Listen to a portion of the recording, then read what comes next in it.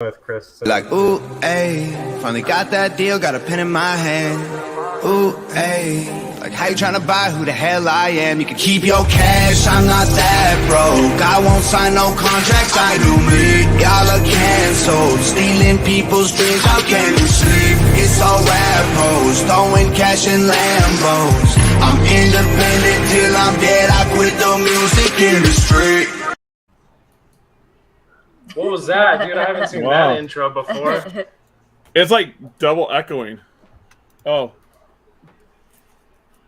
Is anything on my end? Can you hear anything? Because I don't hear an echo. I do. It's on me. It's his fault. Veto him. Get him out of office. No, we're good. Now, I had another window open. I was watching this video on another video. But yeah, that's Tom McDonald. Gotta get those views up. I know Tom McDonald, so he lets me use his music. So, that's awesome. Yeah, I have something I can't release to everybody yet about the Tom McDonald thing. I can't release it yet, but when it happens, I heard about the farm that he has. He's an animal person. Well, no. Oh, not Ronald McDonald. No, Tom McDonald's a rapper. The largest independent rapper, and he lives out in Cali. With Nova Rock. I gotta link up with him because I was definitely vibing with the intro. I was like, oh, dude, you gotta do it. Oh, look at all the people that are here already. Oh, Fauna Radio's listening. That'd be cool. What's up, Fauna Radio? You and the other chat. So Bubba's living Emporium. What is going on? What is going on? Dude, Adam, it's busy, man. It's super busy. Life's super busy, and like we're also just kind of enjoying the season, like for us, and like just really diving in and just enjoying it, like spending time with the animals and absorbing it, like catering to our relationships in real life and friendships and such. Got Pectinata in the back in those two big ones, kind of building an enclosure that they're stacked on. That's going to be enclosures for like the Gidgee skinks, so the Agurnia stokesi. And then at the bottom, you have blue-tongued skinks, some northerns that are about like a year old now. And then just got some like abronia and stuff that you see like on this little thing rack over here. Yeah, you've been posting those. They're pretty hot. Yeah. Dude, they're nice. They're worth so much. The work is like worth it in the end, but like it's definitely a lot of work. Yeah. I mean, they go from like little things where they're like on the tip of your finger, and now you see them where they're like super crazy. We'll probably end up getting spec out for you guys here too. My alligator lizards grew quick. I got to show them. I think they're Barissa. Is that how you pronounce it? Barissa? Yeah. So that's gonna be like with the species that I work with are the Lithochilla. I have potentially some Arita, some Graminia, but the Lithochilla that I have are expressing like the calico phenotype is what they're calling it. So nobody knows if it's recessive, if it's incomplete dominant, or if it's like a dominant kind of expressor. Oh, wow. So we're trying to figure it out. Right now, from my experience, it seems like people are still producing calicos from, like they're inheriting it in a way that's not recessive. It's almost acting like a dominant or an incomplete dominant where there might be a potential of a super. It's just, I don't have enough experience. I've never bred a Bronia before. All these babies, like I've got either within a couple days of them like being born or within the first few weeks. Like the whole Graminia litter that I raised was actually from a friend. Like these are all captive born, like wild caught. Like that's why it's like it's very hard, dude, to breed. You'd have to work with like wild caught animals, and like I didn't have the heart to try. Like I tried getting my feet wet in that, and like it's just right out the way. It's pretty cutthroat. So like you want to make sure that like you're making sure the animal's health is priority. And like if I wasn't going to be able to breed them, I knew that my best shot was raising babies and like trying my hand at that. And I found out right away that I was pretty decent at it, and I raised up my first few Graminia babies in 2019, and that's kind of what led me to kind of stumbling across bee pollen that I use for most of my species now too. So stuff like that. I mean, always learning, dude. It's like always innovating and like not being closed-minded to where you're going to close yourself off from potentially learning something that's going to benefit your animals or yourself. You got me on bee pollen. I put bee pollen in my gut load for my mealworms, and I feed bee pollen to all my roaches. Yeah. So one thing for sure, Yeah, like it definitely helps with saturation because like beta carotene, where it's talking about like this color and longevity, like when females breed and lose all that saturation, I was finding where like I was supplementing some with bee pollen, they'd hold their color through breeding or like recolor up again. So it was something that I wanted to like. I'm still testing it out, and you got to be careful with it too because high sugars can develop like in their kidneys and then develop problems. But like you'd have to give them vast amounts, and I'm not supplementing everything every single time because a supplement is a supplement. It's supposed to be like supplemental, a very small amount to give you exactly what you need. So like when people ask like what's your regimen, it's hard for me to tell you because it's specifically based on that particular animal and like my activity tracking on that animal, like the things that I'm seeing, the visual checks, like everything is different. So it's hard for me to tell you, but I can tell you what the ingredients are that I'm using. And another one is like spirulina. Yeah. But I did see your video that you did on it, on your regiment that you give your animals. When you did, you showed everything you mixed together and stuff. It was very interesting, but the bee pollen thing was very interesting. Because I give it to a lot of stuff, but I never thought about giving it to the geckos or nothing like that. And honestly, you don't like. I don't want to take any credit for it too, and like that's not like the goal because the goal is to always like be able to help and like bring everything to light and like all this information. Like when you think about it, dogs. This is like a easy example for everybody to kind of consume, but like dogs are only domesticated for a few hundred years, and we're barely getting their diets correct. And like all this kibble that we're feeding them, we're giving them like heart disease and stuff, and like we're trying to barely understand what's going on. So reptiles and herpetology, these have only been in captivity for 50, 60, maybe even like a century for the most parts, and that's like really advanced like animal keeping. So like you probably don't know everything, and like I won't know everything in the span of my lifetime. So it's like a communicative, I guess, kind of. I like that word. A collaboration, you know. And this is Spec, this was the runt actually too. That is so insane. That is cool. Yeah, it's really hard to see, but we're gonna actually bring a few of these out to the Super Show in Pomona and have them on display with one of our friends at their booth, Tomorrow Designs.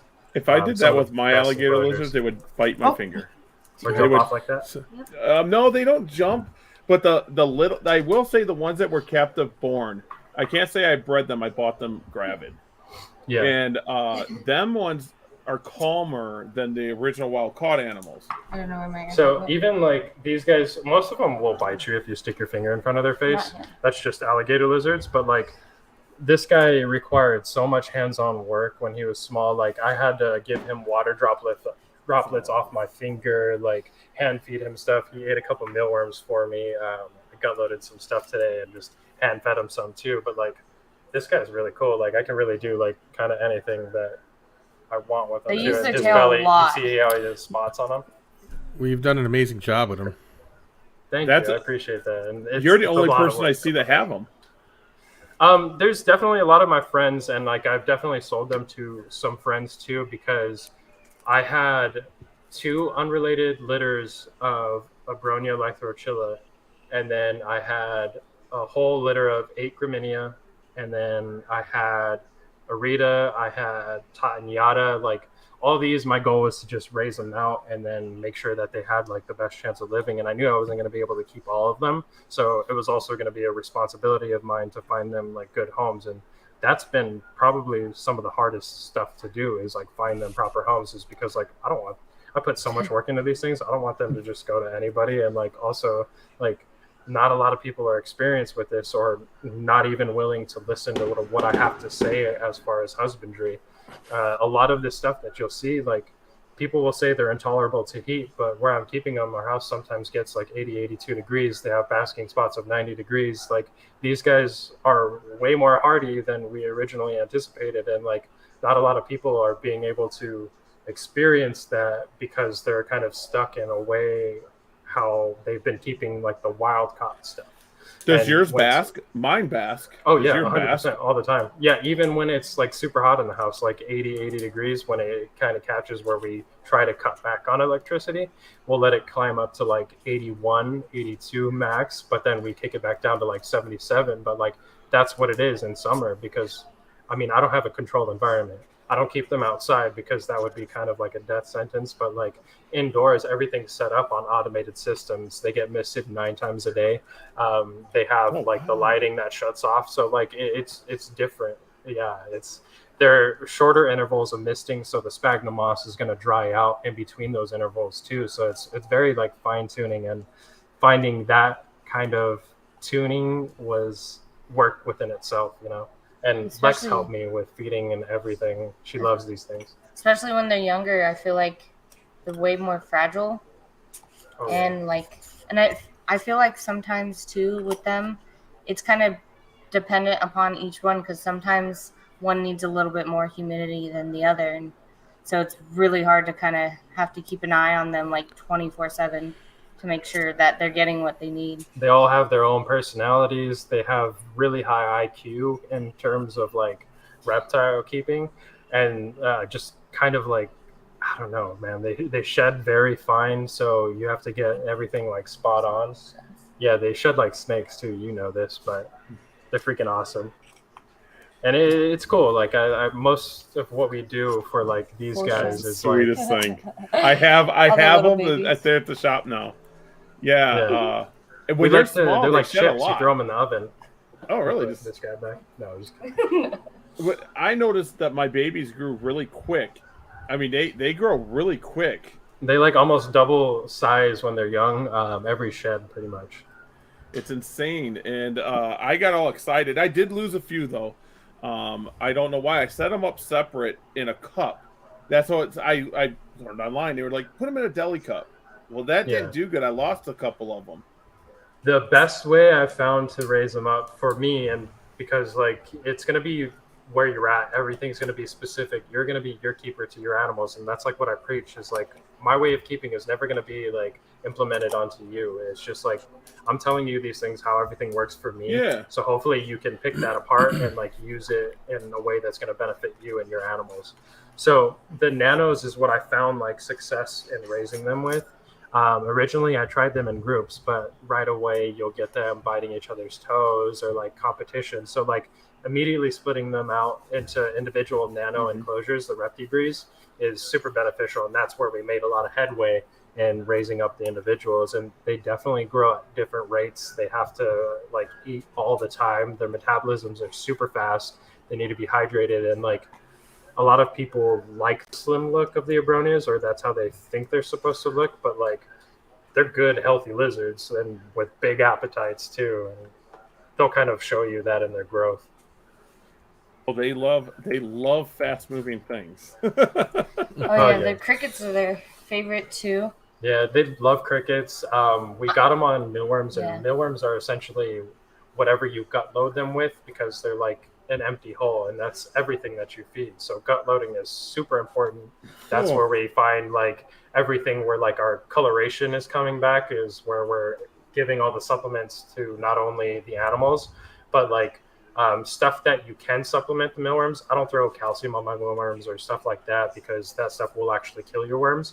But if you're throwing bee pollen granules in there, little pieces of like cubes of spirulina, stuff like that, or like giving them fruits, vegetables, like things with beta carotene in them, vitamin A essentially. So like high colored fruit items, stuff like that. If you're feeding that to you're like gut loading that, it's gonna bring out all these kind of small like supplements and multivitamins to be able to bring out this natural coloration because we don't know what we're doing. We're not scientists. We can't like go and actually, oh, this is why they're not coloring up. We don't know. So it's just by trial and kind of like you have to hypothesize.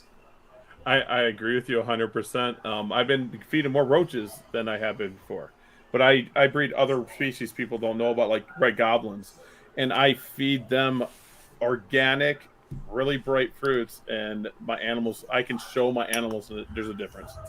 Yeah, well, I mean, you'll also find that like the animals, depending on their intelligence level, but they will react differently to different food items, or like if something changes in their food, they'll react different too and enjoy it seemingly that much more. So I mean, I don't know. That's what these guys come into play is like I took that into account because these guys definitely have taste buds. They'll run and jump out of the enclosure onto me if I have like a banana or something that they really love.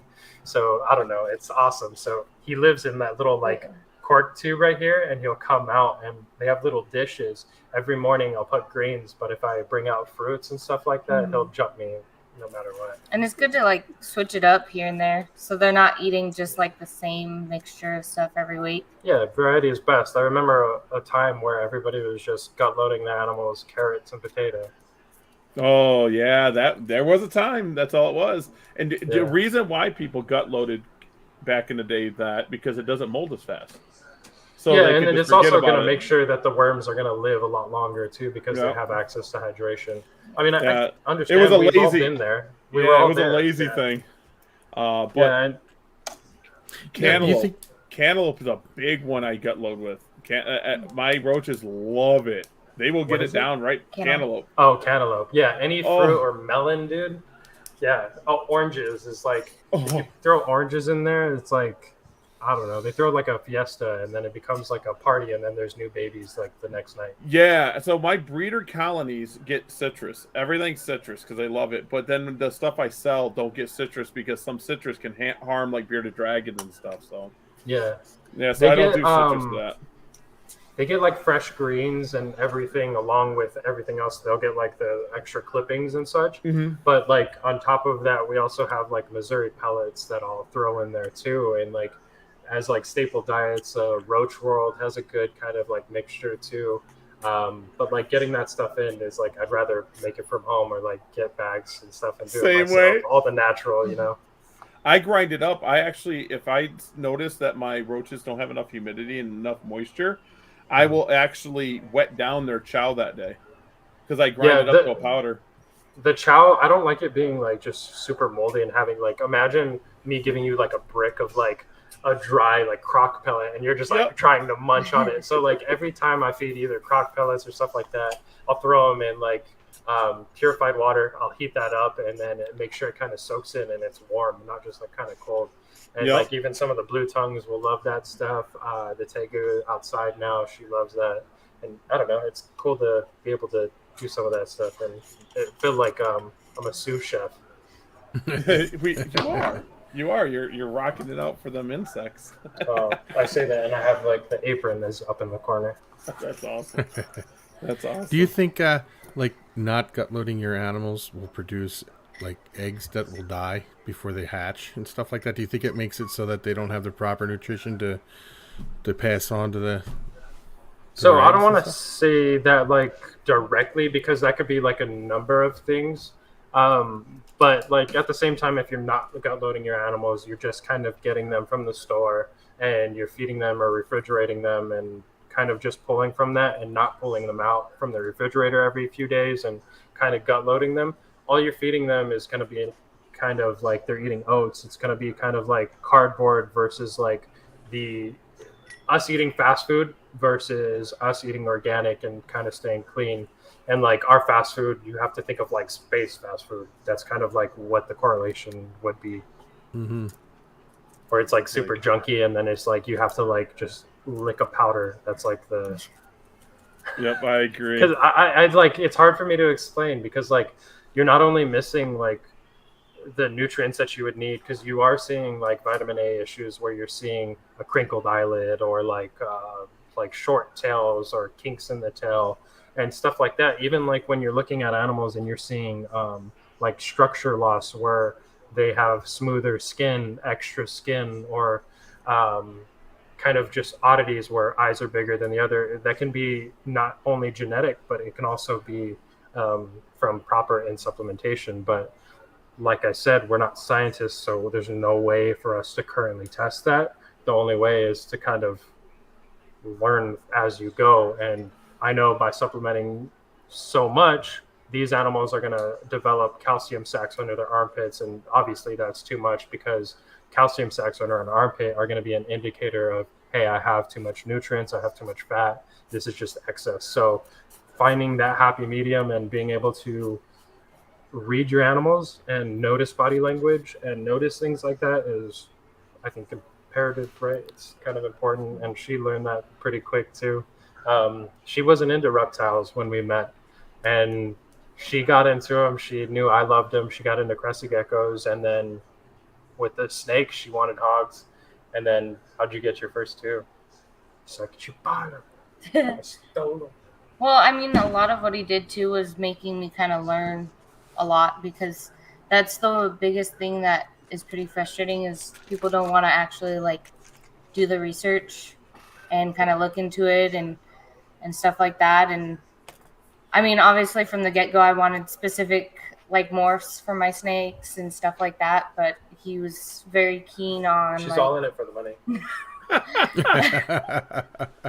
He was very keen on making me kind of work for what I want, so I can also test out how the genetics work, what the variations I can get from it, kind of how to watch their habits and stuff like that. Like, I didn't brewmate for my first season of breeding, and I had success, but I bred this year, and I see a difference, but not every single snake's going to be the same. So it's like, the more I kind of like work with them, the more I kind of learn from them as well. So you do know hognose in the wild double clutch, right?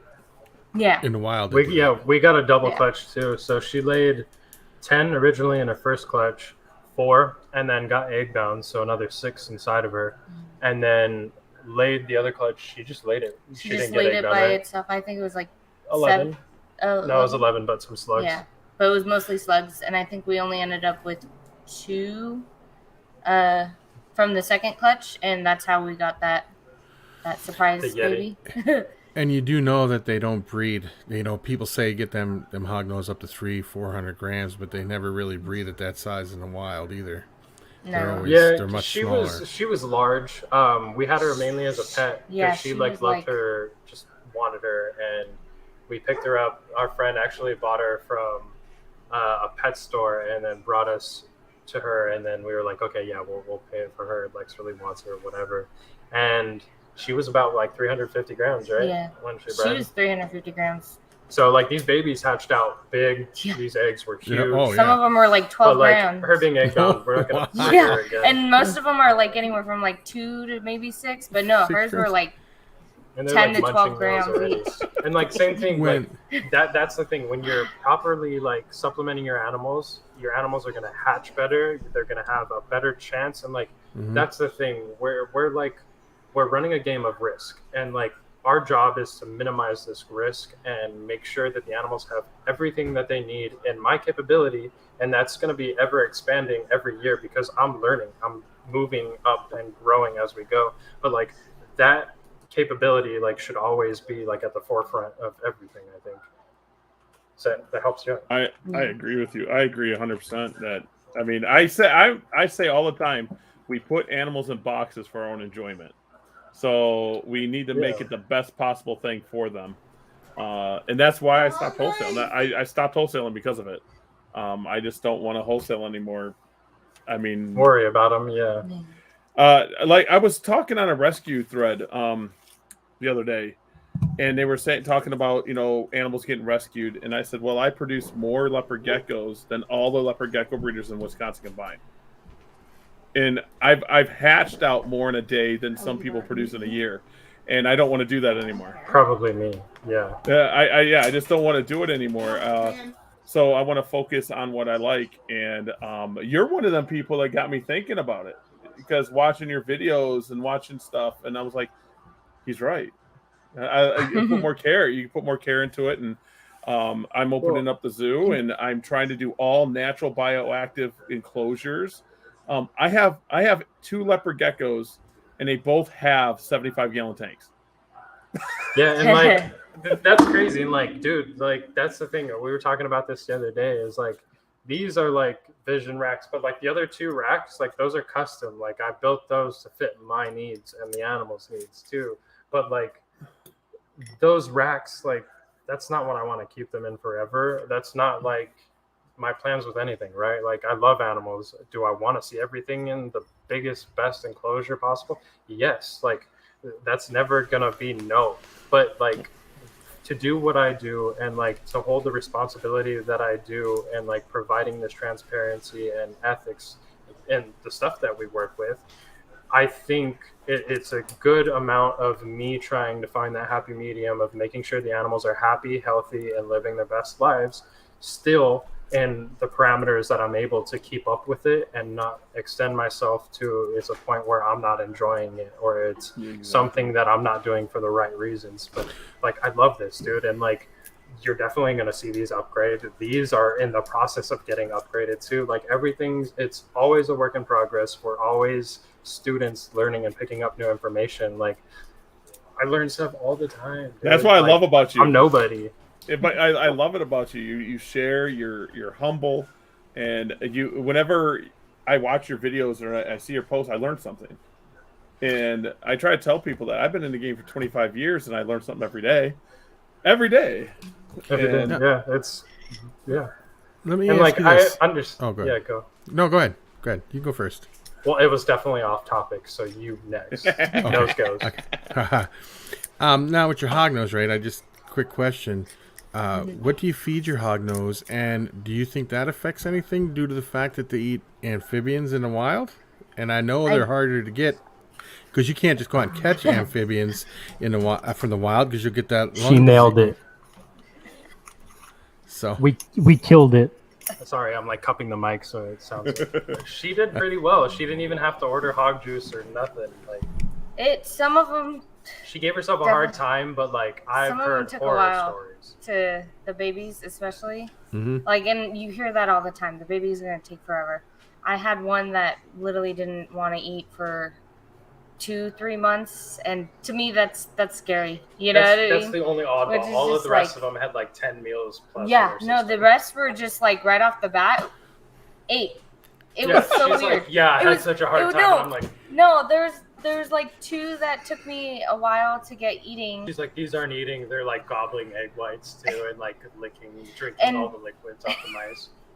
So, and the biggest thing that like, you don't have to add supplementation if the place you're getting your feeders from are properly taking care of your feeders. Great point. Like, and you can tell the difference when you get your feeder. Oh yeah, you definitely can. Like, and don't think that if you order from some high quality person, if you're ordering 10,000 worms and you're not feeding those 10,000 worms within a few days, that you don't need to gut load again, because you should be gut loading pretty much like an hour or 2. That should give them about the time that they need to digest everything and have it in their system. But like an hour or 2, maybe like the day of that you're going to feed, throw in everything that you're going to gut load and then feed that night, because they're going to be active waiting for you. And like, I just wanted to make that a note, because that is definitely a thing too with like where you get your feeders from with mice, rats, and stuff like that.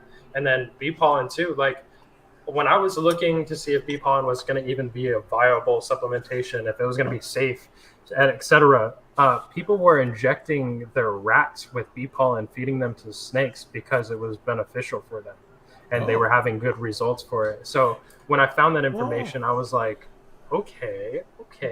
So listening to like talking to people and finding this information, and not just looking at your most common websites, because a lot of that information is going to be regurgitated and fumbled around anyway. You want to be able to look at like scientific finds and study and things that are backed by people who want to like benefit, like stuff that I'm doing. Like, I'm running fecals now too, like myself, because like I'm trying to minimize like fertility rates or like expand fertility rates. Okay. So stuff like pinworms, where I heard a podcast, Chihuahua Chamber, Michael was on, and he was talking about how he treated his animals for pinworms, which is like, you'll get larvae in like your poop, and then if they get into the animals, they'll have like eggs in their system. It's not going to affect them, but it could potentially, and he was experiencing that it was having a loss of fertility. So when he treated that and he was running fecals on all his animals multiple times a year, he was able to have a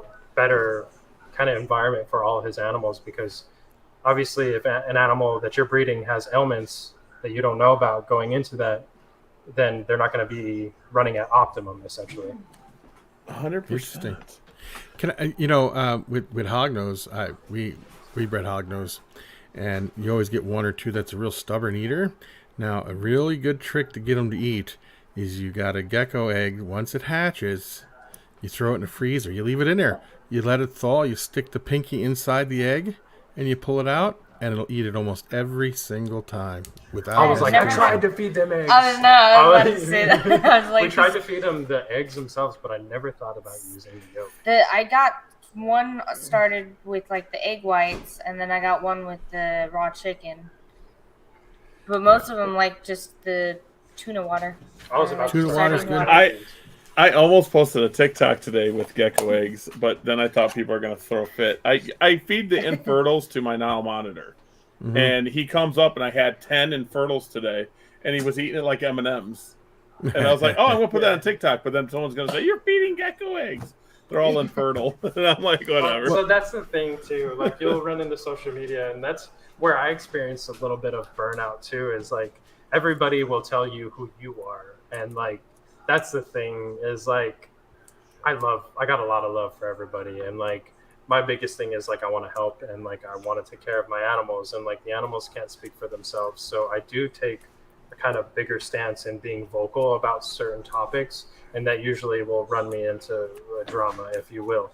But, like, at the end of the day, like, I know there's stuff that will always be in circulation, but you have to focus on the things that you can change. And somebody's opinion of you can't define you, because if you're stuck in dwelling on that and feeling bad about it, it's going to withhold you back from doing everything that you love and enjoy and stuff that you're good at, too. So that's something that I've been definitely working on, too, because I don't know, man. There's definitely, when you hear Bubba's, it's either like really good or like, hey, what's going on, you know? I love Bubba. I love Bubba, but I mean, I know what you're talking about. Drama. I've done it. Yeah, dude. And I walk away. She sees it firsthand, and like it's hard for her too. She's not a vocal person, and like she knows that I do try to take care of everybody, and like it's weird to see that kind of like switch and stuff too. And like a lot of people are new and coming into this, and like I've definitely learned how not to go about things, because like we do want to look out for people, but there's definitely ways in which we can do it where it's not going to be misinterpreted and kind of spun a different way, right? Because like for me, when I like animals, right, where we're working with lines like Lemon Frost or like Enigma or lines that really like shouldn't have an ethical stance and or like are backed by science, where they have like documentation where it's not an ethical kind of way to go about things. Yeah, right. I don't know. That's what I'm saying. Like, I'm super blunt. I'll tell you how it is, but like, I'm people trying not to be, because like I do care about people and I do want to cater my words and tell it to you nicer. Yeah, I've tried that too, and I went to the point where, you know, I talk to Miles a lot. Miles is like my counselor, seriously. Yeah. And I'll get blunt, but I've tried to help people behind the scenes, and it just got me in trouble. So now I just kind of cut them out. I'm just like, I have to sometimes. And yeah, and like my thing is too is like social media, especially like. Dude, I don't care like about the followers. Like none of that means anything to me, because like when was the last time you walked into a room and somebody was like, yeah, there's like a big 14K sitting over their head. Like nobody introduces themselves like that. Like it's all about like who you are as like your character, like as a person. So like going into that, like I don't like being on my phone all the time. Like I'd rather enjoy my animals or like feed something like off camera where I'm actually like enjoying it too. But I definitely love like being with everybody in the community and like working and filming that stuff too. Like I definitely enjoy it, but I wanted to take a step back because last year we made it a business. Like I've always just been like this hobbyist who's just like, I love what I do, and it's always been on the back burner. But like I was like, dude, like this is what I want in life, and like this is like how I'm gonna do it. And like I was on medical disability, so it was just like it took up everything. And that's when I was posting like 3 times a day and like just loving it and not really caring about what I post. And then looking back, I was like, wow, these actually got like a decent amount of likes, or like this was well received, or like, dang, look at all these people, like this is pretty trendy, or like you'll just see like regurgitated stuff, and like it's really rewarding too. So like it's pros and cons. It's definitely a tool. I don't want people to kind of like depend their whole life, I would say, on social media, because like although it is something that's going to be consumed relatively heavily moving forward, we're all just like real cool people, and like for the most part nobody's really a keyboard warrior in real life too. I feel always like tell everybody people that meets us in person, they're like, what the heck? And like I'm just like, give me a hug. Yeah, and that's why I tell people. The people on the internet aren't who they are in the real life. It's just not. Yeah. And like I try to keep that very just like, if I film something, it's me. If I do this, it's me. But like, I don't know. I get in trouble because like sometimes I have a sailor's mouth too in person, and then like I will also just be, like I said, very blunt. I'm very sarcastic, and that's part of the deal, I guess. She's like, I don't know. Oh, someone's got a question. Leo's, what to hold back and what to breed back and what not to. Just asking. So, how do you choose your holdbacks? So for me, it's definitely what I like. So I am definitely a fan of bold stripes. I like color. I like longevity in color. So making sure that these animals hold their color into adult age, it's something that's important to me. I'm not a big fan of like sending out a gecko that looks amazing as a hatchling and then looks like the super hypo tangerine carrot tail that I got in 2003, you know? So like there's definitely things you want to look out for. And if you're looking for like certain projects, you want to be able to identify how they're going to be developing. So things that hatch with like these really awesome black bold stripes, how's that going to look in like a year? Is that going to be worthy of still calling a bold stripe when it's older? Like that for me, I'm really picky about labeling, and like I feel like a lot of that I inherited from like the OG stuff. Now, do like, you hold on to your stuff longer to see what it looks like as it gets older? Oh yeah, so this year especially too, I'm not really releasing anything until everything's hatched in like about 20-30 grams. Because we have like we have exports that have already like been bought, and like some of those have shipped already, but like everything else, like I haven't really listed like availability yet. I have my holdbacks already. Well, last season I feel like I mean, obviously you can kind of sort of guess to like which ones are going to develop some sort of way. I mean, you can't obviously know for sure. So when he gets them, you know, up to the weight that like, you know, you can start selling, you know, he would post them and I'd be like, why are you selling these ones? And then by the time, you know, we even send them out, they're already like 25-30 grams, and they're like the biggest holdback qualities ever. And I'm just like, why did you sell them so early? Well, so my thing was too, especially last year, right? The clown thing was a little bit crazy, and like my idea was like, I am definitely not going to sell the most expensive clown. I don't even want to touch that. And like I also like, I understand my work here with the clowns being crossed with everything. There's just a lot of kind of variability to the clown line, and I needed to be able to figure that out. I needed to be able to test for temper and eclipse, and so a lot of that was test work from the very jump, and like finding out what kind of phenotypes he was going to throw. So if he's throwing stuff that led me to believe that he was going to have that bold stripe influence, that's going to help me pairing 2-3 seasons down the road, where I can get some of these babies, hold those back, do an outcross pairing, and then potentially repair back to dad too. So like working back with those things and testing out for a temper and eclipse was kind of priority, and being able to eventually get them into the bell stuff and the rainwater is kind of this year. And then the visual examples probably another 2 years. See, now that's what Gary was saying. He sold something a few years back, he said on the live, and then he's like, I wish I didn't do that, because he looked at him not that long ago. I love that stuff going out to exports though. Stuff like that, like where it's hard for them to even try to get my animals, or like there's some people from Spain trying to get our animals this year, where it's going to be like an experience. I want to be a part of that. Like I want to send you a beautiful animal that's going to be in your life, and that's going to like make my day sending it to you and make an awesome experience for you too. And like that's part of it, and like that's why also I love doing this. I love spending time with people on the phone. It's just right now my time's kind of really spread thin, and like I'm just dealing with a lot. But like most of the times people will have me singing to them in like their DMs where I'm like just using voice chat instead of like talking to them because I'm just like hanging out with these people. That's cool. Yeah, Gary was telling me the same thing. He was like, hold everything back till it's a certain size and you got a good idea what it's going to look like before you let it go. Yeah, now I have kind of more of a sense too. And like being able to recognize certain characteristics and how they develop, like the clowns will start off kind of black and yellow. That black will turn to purple, then to green, and then to orange. That yellow will turn to orange, then to like a red, and then like a burnt red. So like developing kind of colors and recognizing that too is kind of important, but tangs are always going to develop in such a way.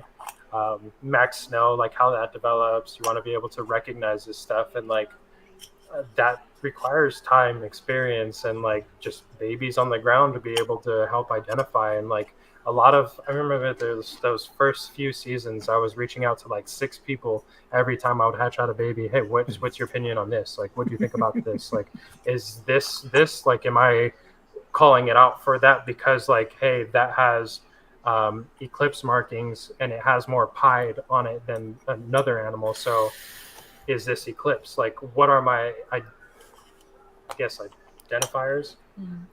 To recognize certain genes too. That was important for me learning it. It was like I can learn whatever word it is on paper, but unless I have like a visual representation, like it's hard to.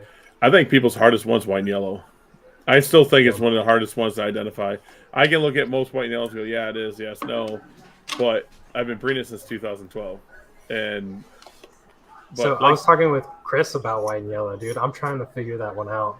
We're trying. Well, shouldn't say we. We don't have anything we're working on together. But like, what we talked about was the issues that you see kind of expressed with white and yellow, and how they get that false label of white and yellow syndrome because of the off-brand Enigma syndrome. Yeah. But like, from my experience, it acts and comes along more from inbreeding, from the animals becoming too related. And what people don't know is when white and yellow first came out, everybody bred the crap out of it because they were in search of that super form of it being incomplete dominant. And for the most part, there's still confusion on to whether it's incomplete dominant or dominant.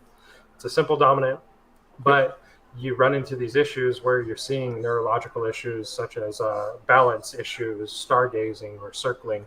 And dude, I was really excited for like our white and yellow magma stuff, and like 5 of the 6 babies we got from that were white and yellow, and all of the white and yellows expressed those symptoms. And like trying to figure out what went wrong with the pairing, and then lineage questions, right? Those were not animals produced by me. I reached out to the breeder and was like, hey, what's the info like on this lineage? It's a little clouded on like the pairings. They might just be either from, I don't know, like siblings or like either mom and dad. So it's definitely close in relation. So I also now have a responsibility to figure out what is the cause of that. So testing that, how would I go about that? I have to find out what's the furthest thing that I can get away from an outcross. So like outcrossing that and getting away from those contaminated, I guess, inbred genes.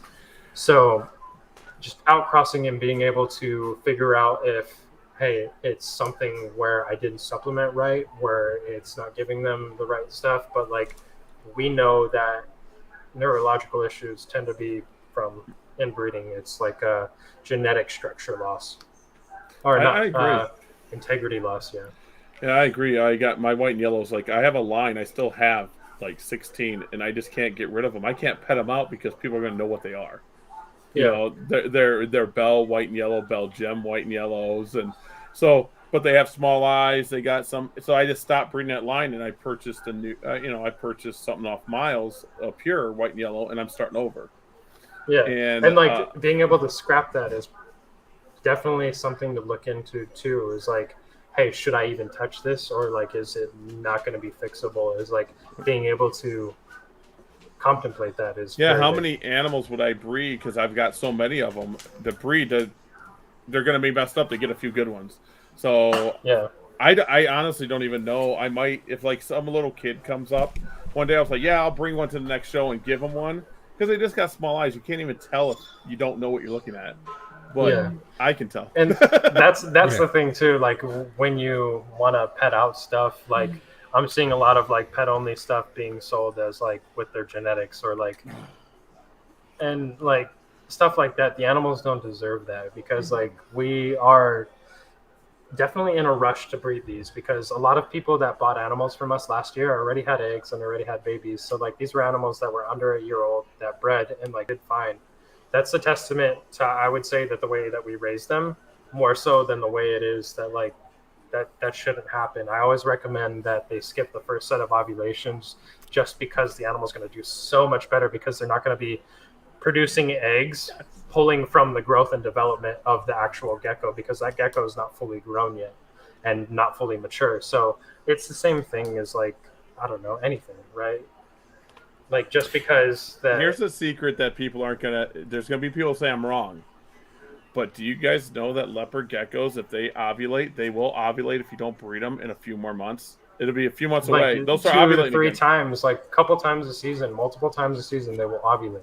Yeah, and so that's you what I'm don't saying. have Like to- miss yeah. the first Yeah. set of ovulations, and usually by then they're already over a year, and then you're so much better off than I'm like putting the animal at risk so when happy these you said animals that. live 20 plus years. You know, I get that's what people- never made sense. I hate when people breed the first and then they're calling me up and they're and saying I'm not getting nothing. Yeah. Well, I wonder why. Well, yeah, and like that's my shock is like when people send me pictures of eggs, I'm like, is that from the gecko that you just bought from us like 6 months ago?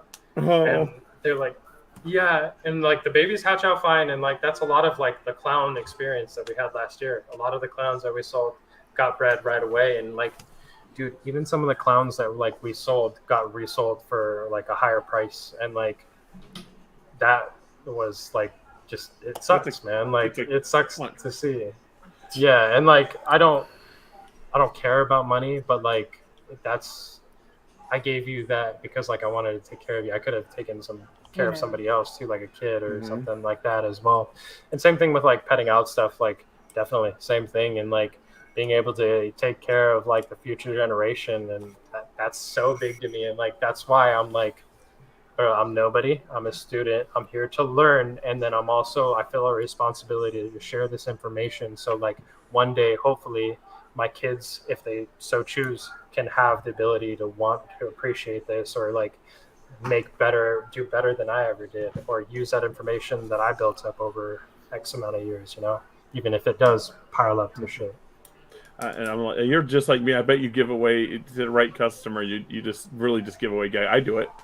She Pretty gets much. mad at me. She's like, "Why would you do that?" Or like, "How'd you give them that?" Like, didn't I get you this for your last birthday? No, I'm just kidding.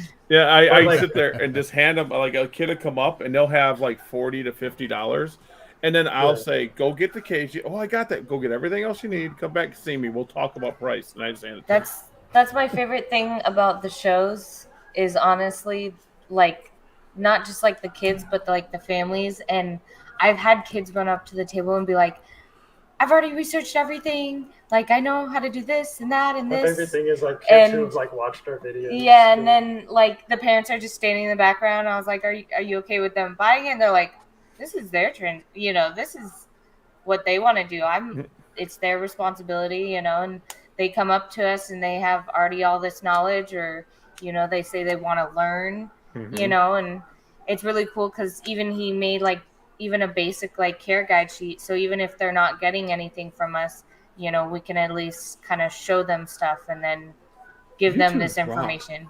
I love Bubba's. I love you guys. You guys are just. Her first show was so I took over awesome. the first show. So like I have a pacemaker, and that was when like I was still having these episodes where like I was fainting and like I didn't have like energy and like still struggling. We went and did a show in Del Mar of last year in like March. That's And- 2 years ago, actually. Oh, that was I 2 think- years ago. It was almost Um, 2 years. No? Yeah. I don't know. I don't work here. Seven. We did that show, and this was her first show. This was like her first experience like doing this with me, and like I just will and deal. I talk a million miles a minute, and like I'm just like, here, hold this, like have fun with this, and like let me know if there's anything I can help you with.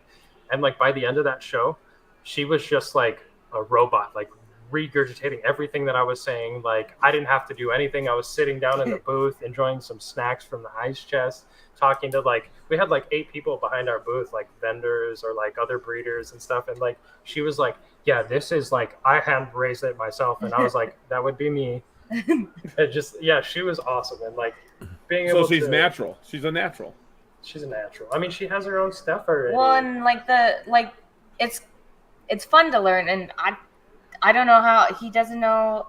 He's not. I'm not going to say you're not book smart, but literally all the information in his head is just reptiles. It's just reptiles. That's what. Yeah, we I do. have like short-term memory loss with everything else, but like everything reptiles? that's this related or like a random animal we'll see like on the side of the road or like, oh, is that a stick bug?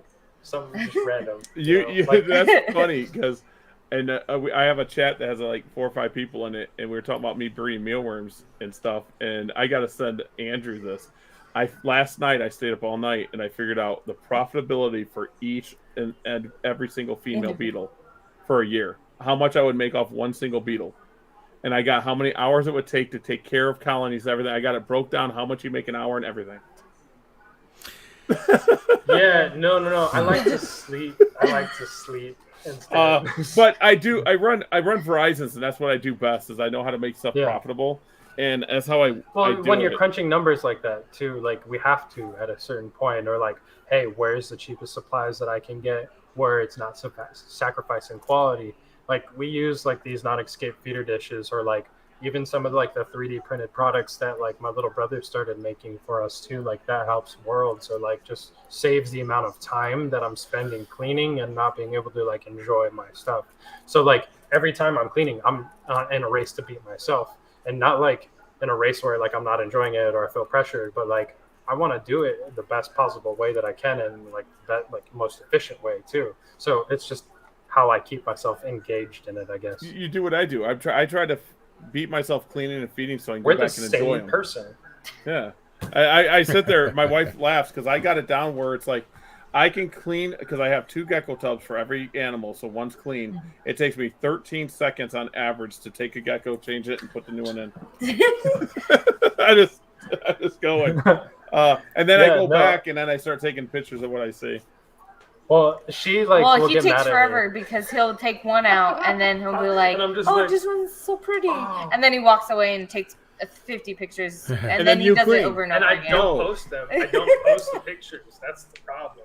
It's like I do take pictures because I like photography, but I don't post them. Watch this. People are gonna get mad at me now. You say 13 seconds, right? That poor gecko was like, "What the hell just happened?" These are all pictures I take, and people are gonna be like, "What?" And you don't post enough. All these are pictures. I got the. That's what I tell him too. Every time I buy and he a takes new phone. a bit like so many good pictures. Never post any of them. See, I'd take that many pictures. Like, especially when people are very loud in the background. I have to make sure that the toes look correct. Nobody's going to be like, hey, this is metabolic bone disease. So, like, I'm very picky when I'm taking pictures. And, like, after I take pictures, like, I'm sweaty. Like, I'm just like, I'm done. I don't want to see you geckos for, like, 3 days. I just want to, like, go on vacation to the Bahamas. He's sitting there trying to take it, and the gecko just keeps running out of frame. Yeah, bro, with macro lenses. And I've tried taking pictures for him, and I'm like, I can't do this. I will tell you a trick. If you got macro lenses, you got to get a shutter release. Yeah. So I mean, I try to make it as efficient as possible too. So that's like I'm trying to do it as fast to limit my time because time is so valuable to me. I'm running on like batteries, dude. So I'm like. We never know. We never know. Well, yeah, I set up my lens now, and I got my little area, and I put them in a cup if they run around. I get lazy. I'm like, oh, you're running around. Put them in a cup. Take a picture of top. But the rest, I have 3.7 seconds to take a picture of the animal. Yeah. Here's you. He said in the late time, it's 5 minutes. Exactly. I take that many pictures, but then I don't post that many. I just share them with certain people. Yeah, no. You just share them with us. Yeah. I love his pictures though. I'll be sitting there at work and I'll be like, "This is a dumb day. I hate this day." Well, and then here's I was Andrew. like, oh, "Sweet." He's hatching more than me. Like when they first started coming in, I was like, "Heck yeah, his season kicked off." And then they just started like, and then I was like, he's gonna build an army. His geckos are gonna fight against mine. This is gonna be like a revolution. What's going on? And Andrew, you thought He's you were hoarding slow. up. You were doing slow. I was like, Yeah, no, in the beginning. he would tell me that too, and I was like, "What are you talking about?" Well, in the beginning of this year, I was like, nothing's happening, Well, man. It's getting slow around here. Next thing I know, it's with, boom, like- boom, boom, boom. How dare you sneeze? With the barometric pressure over here, especially California, everything changes. Everything started ovulating for us at the end of like December, beginning January. So like the first stuff that started pairing off was like the magma stuff, and then what followed after was like my tangerine stuff, then the clowns, and some of the clowns barely started laying right now. And then you have the bell stuff that took off, and then the bell stuff. I still have stuff that pairs later this year. So like, I don't know. I'll usually year round. Yeah, that's what I am. I'm gonna get down to where I only breed 6 months out of the year. I like the 6 month off. I was done breeding for a while. I was like, this is kind of nice. Worm. It's a So worm. yeah, being able to take that break off, it's just these bells are taking forever this year, so they might just hold out on me. What is that? So how many species are you working with total? I think somebody asked me that, and it was like 15 because of like the odds and ends, but like at one point it was like 19, and like we downsized just for our own sanity. The alligator But, like, lizards that are was my just favorite. like, yeah, and like also that kind of number gets skewed because each different species of those is a different species. So she said like yeah, 14. okay, I got I what want you're to say saying. 14. Yeah, but we have like crested geckos, guards. I got a ball python. I got northern blue tongue skinks. 15, I got Well, Gurnia, that's- so like Gidgee skinks. Hognose. I got western banded geckos now. African battails, 16, just pectinata. I keep forgetting about some. I feel like there's something else. The Uh, tegu. The tegu the- is probably going to breed this year, Yeah. hopefully. And then like a Euromastix baby that we pretty much. I need rescued. someone to get me a shingle back. That's what I want. That's one of my dreams. Those are crazy. Bro, these are Gurnias that I'm working with, though. They're so cute. Yeah, I want him to produce so many babies because he's pretty personable. And they get, like, chonky and big. And I hand feed them. So, like, getting them out to, like, come onto your hand and stuff like that, super cool. See? That's what They're I'm kind of smart. They're smarter than Leo's, too. Now with leopard geckos, do you think people should, breeders who want to really get into it, do you think they should focus on like one specific thing that they want to like get a vision in their head and focus on that, or do you So- think variety is better, like having a little bit of this and a little bit That's of the that? thing, right? Is like you can ask me questions and I'll give you answers to both because there's definitely two sides of it now. Are you breeding for a passion or are you breeding for like market or like as a business? Because we're coming into a time now where people are picking up animals for that reason, and you're kind of seeing it in like ball pythons where it's more treated as like a stock than an actual animal. So that kind of will depend on like the answer that you're looking for. Are you looking for somebody who's just wanting to create something worthwhile for themselves, or are they looking for stuff that has value behind it that they're looking to breed and maybe help put them through some school too? Because like, yes, these animals can make you money, but like the fact that it's making you money shouldn't be frowned upon if you're meeting all the requirements of the animals. And like the stuff that you do with the money is like, who cares? Like there's millions of ways to make money, and if this so happens to be something that we choose to do, as long as we're handling it with ethics and responsibility, like it doesn't matter. Like, how are you going to use that against us? Because like whenever we use the money, where does it go? It goes straight back to them, and like they're always getting upgraded and such. So when you're picking out animals and you want to pursue a passion, you have to go with stuff that you visually like, or like, how did that happen? This is insane. I have to have this, where like you feel a pull towards that animal. And if you're looking at it in a market perspective, check out Morph Market. What's popping right now? Maybe look at the breeders that have put that effort into that line where it's developed to a point where it's like standing out compared to the others, and like, hey, how did you make this, and what makes it stand out this way, and why is it so like that expensive? Because like if you ask me, or like you'll hear those comments too, like when they're walking past your booth, why is it so expensive?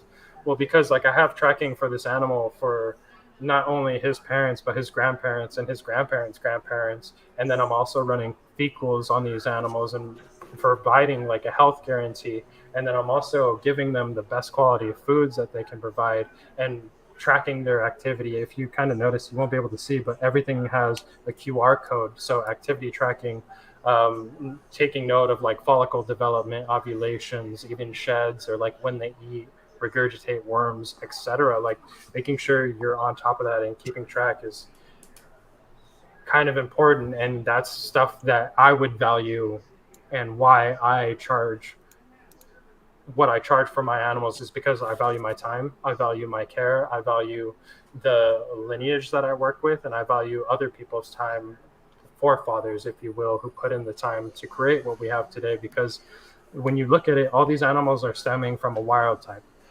that we got from the wild. And then we had your tangerines. We bred for more orange. We bred literally for more orange pigmentation to cover these animals in orange. That took years. And like the Black Knights, that took 10 years to develop. So why are they worth $2,000? Because that person spent a decade of their life developing this line because they had this image in their mind and they brought it to fruition. So when you're looking at value, you kind of have to take into perspective the longevity of it too, because you can definitely make a few bucks and get out, but like longevity wise, you're going to have to make sure that you're going about it in the correct ways and supplying yourself with the information and the people and surrounding yourself with the correct people to be in an environment where you're going to grow in a way where it's going to be like valuable animals or really quality animals. Because either way, to work an extent, you're going to run down a very short road if all you're doing is just breeding pretty geckos with no understanding of what's going on. So, what is one thing you wish all breeders told people before they bought an animal? Not just a Leo, but any animal. Like you work with all kinds of stuff. It costs a lot of money, and more money that you probably anticipated on spending. Yeah. And that it's a lot of responsibility. I see, especially a lot of like the messages he gets too is people wanting these animals. I mean, not just leopard geckos, but like the Abronia and the Pectinata, and like they want it, but you can tell which people are actually going to put that care into those animals by how much they truly like listen to what you say. You know, if you're telling them, hey, they at least need this, but honestly, this is going to help them thrive. And if they're only giving that bare minimum, you know, it's kind of hard to tell if they're going to keep up with that animal to where like they're giving the quality of life versus just, you know. Well, same thing too. And like, I am never one to gatekeep anything, right? Like those animals, I'm not going to sell it to you because I don't like you. Like that's a very rare instance for me. Like I have a really small blacklist, and like most of the time the blacklist people aren't going to be messaging me to buy animals. So like that being said, like I'm not a gatekeeper of anything. The animals that like I have to refuse to sell you is probably for your best interest, because like I don't want to sell you something that's going to die, that's going to ruin your taste of reptiles, or like that's going to give you a bad experience. I'm here to make sure that you have a good experience. And like the reason why I sell animals and why I began selling them is because like I can't keep all of them, and by proxy, like it's my responsibility to find these animals like well-off homes and make sure that they're looked after, and that I do my best making sure that they're raised up in a way that they're established once they hit the ground wherever they land. And like I don't know, I love what I do. I don't have to tell that to anybody, right? It's kind of like pouring out of my work, and not that my work is like any better than anybody else's, but it's my work, right? Like everybody's their own keeper, and like you have to be your own keeper. So like don't let anybody gatekeep you from anything, and don't let even me like kind of give you that information like that, you know. And that's how I've never tried to give information like that where it's just like this is the only way to do it, it's black and white. I agree with that. I got a question. Do you keep adult females in the 28s behind you? Is that what they are? Those are B35s, so they're a little bit bigger. Yeah, so those are going to be, I think it's like 22 square inches larger than a 20-gallon tank. Because I've noticed that my females, because I had a rack break, so I just got 28 quarts. I usually used to keep them in 16 quarts, but the females in the 28 quart ones are producing better. Yeah, well, I find that all our Especially females tend to produce really amazing. and having all those extra hides too, like sometimes you can have animals that'll just kind of lay outside the box and Get stuff lazy. like that and get lazy.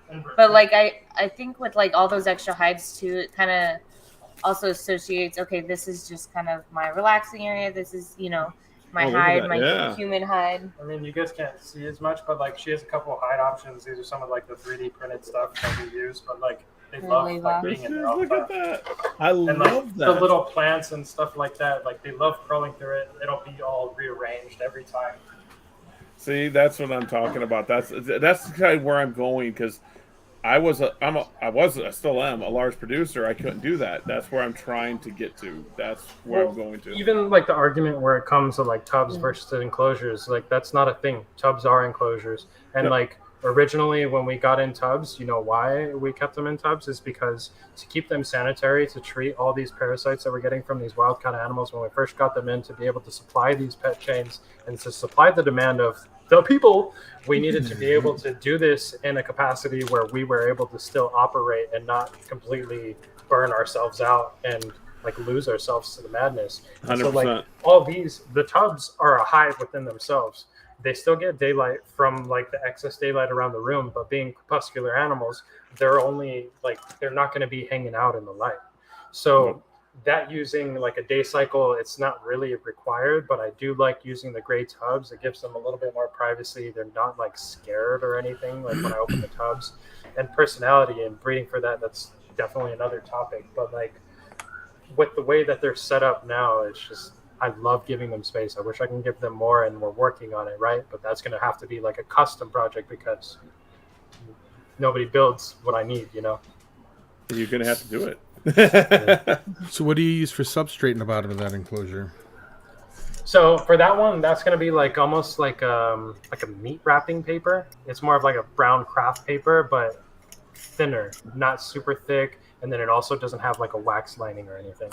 Okay. And that's specifically for the vision racks. Everything else is usually paper towel. And then like if you're setting up like any other animals, we recommend like, or not any other animals, like just a single leopard gecko. There's like shelf liner tile, etc. You know the spiel, but I like that paper because it's not gonna. Realistically, we shouldn't be spraying down these geckos that are supposedly super arid all the time. That can lead to respiratory infections. So that stuff that doesn't get wet. They have those humid hides that we printed up, and even the males will get that too. So like the males will use paper towel in the bottom of theirs instead, and they love it just the same. It's like a big old hide for them. Do you miss like I do when I miss my gecko cages? I actually take their humid hide and I miss the top of the lid. I put it back down. Yeah. That's exactly how I do it. Yeah, because like you also don't want them drinking from the EcoEarth itself because then they'll just get unnecessary substrate in them. So you spray the top of it. You'll kind of. I'll get crazy every once in a while and spray like the sides as well as the top. But if you spray the top, it'll like pull up. Yeah, it's a water bowl. Yeah. And for those of you listening out there who do not have a hot knife yet, you definitely need a hot knife. It's going to make cutting those holes in your plastic so much easier. Instead of using your drills and breaking everything. We need a new one, though. Ours is a little worn down. There is a video out there from a guy who's a herpetologist. I don't know if you've seen it. But he went and found leopard geckos in the wild that are actually in tropical. They're not all in arid deserts. Yeah. The majority of them live in like where it's tropical rainforests. I don't know if you've seen that. I haven't seen that one, but I do see where they're building like bioactives too. I haven't. I'll send you the link to that one. Yes, I will send please. it to you. The bioactive stuff and like being able to do those too. A lot of people love bioactives, but also pulling off a fully functional bioactive isn't as easy as everybody makes it out to be.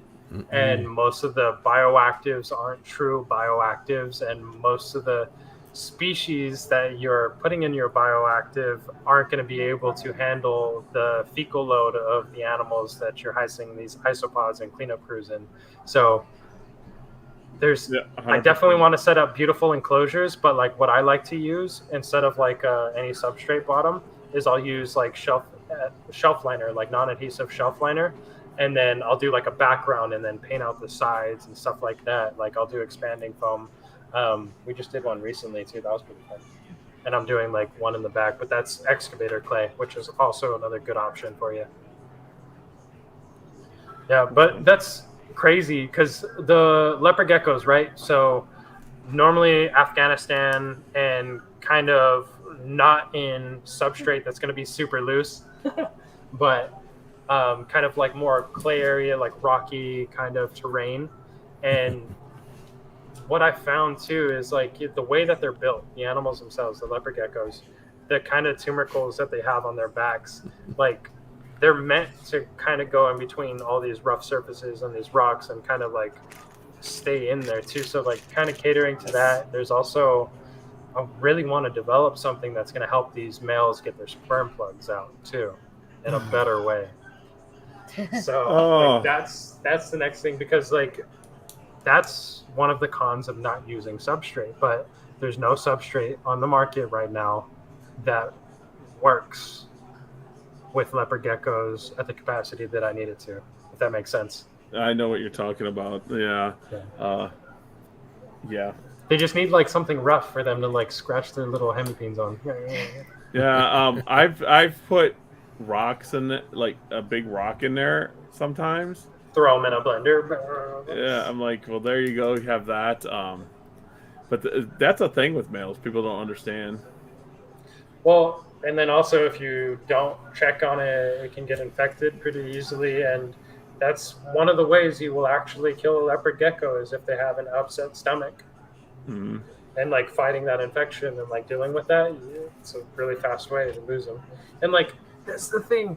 Leopard geckos are very resilient and hardy. It's very hard to lose a leopard gecko. This is bad. This is bad for me to say, but when people ask me, I'm like, it actually takes talent to kill one.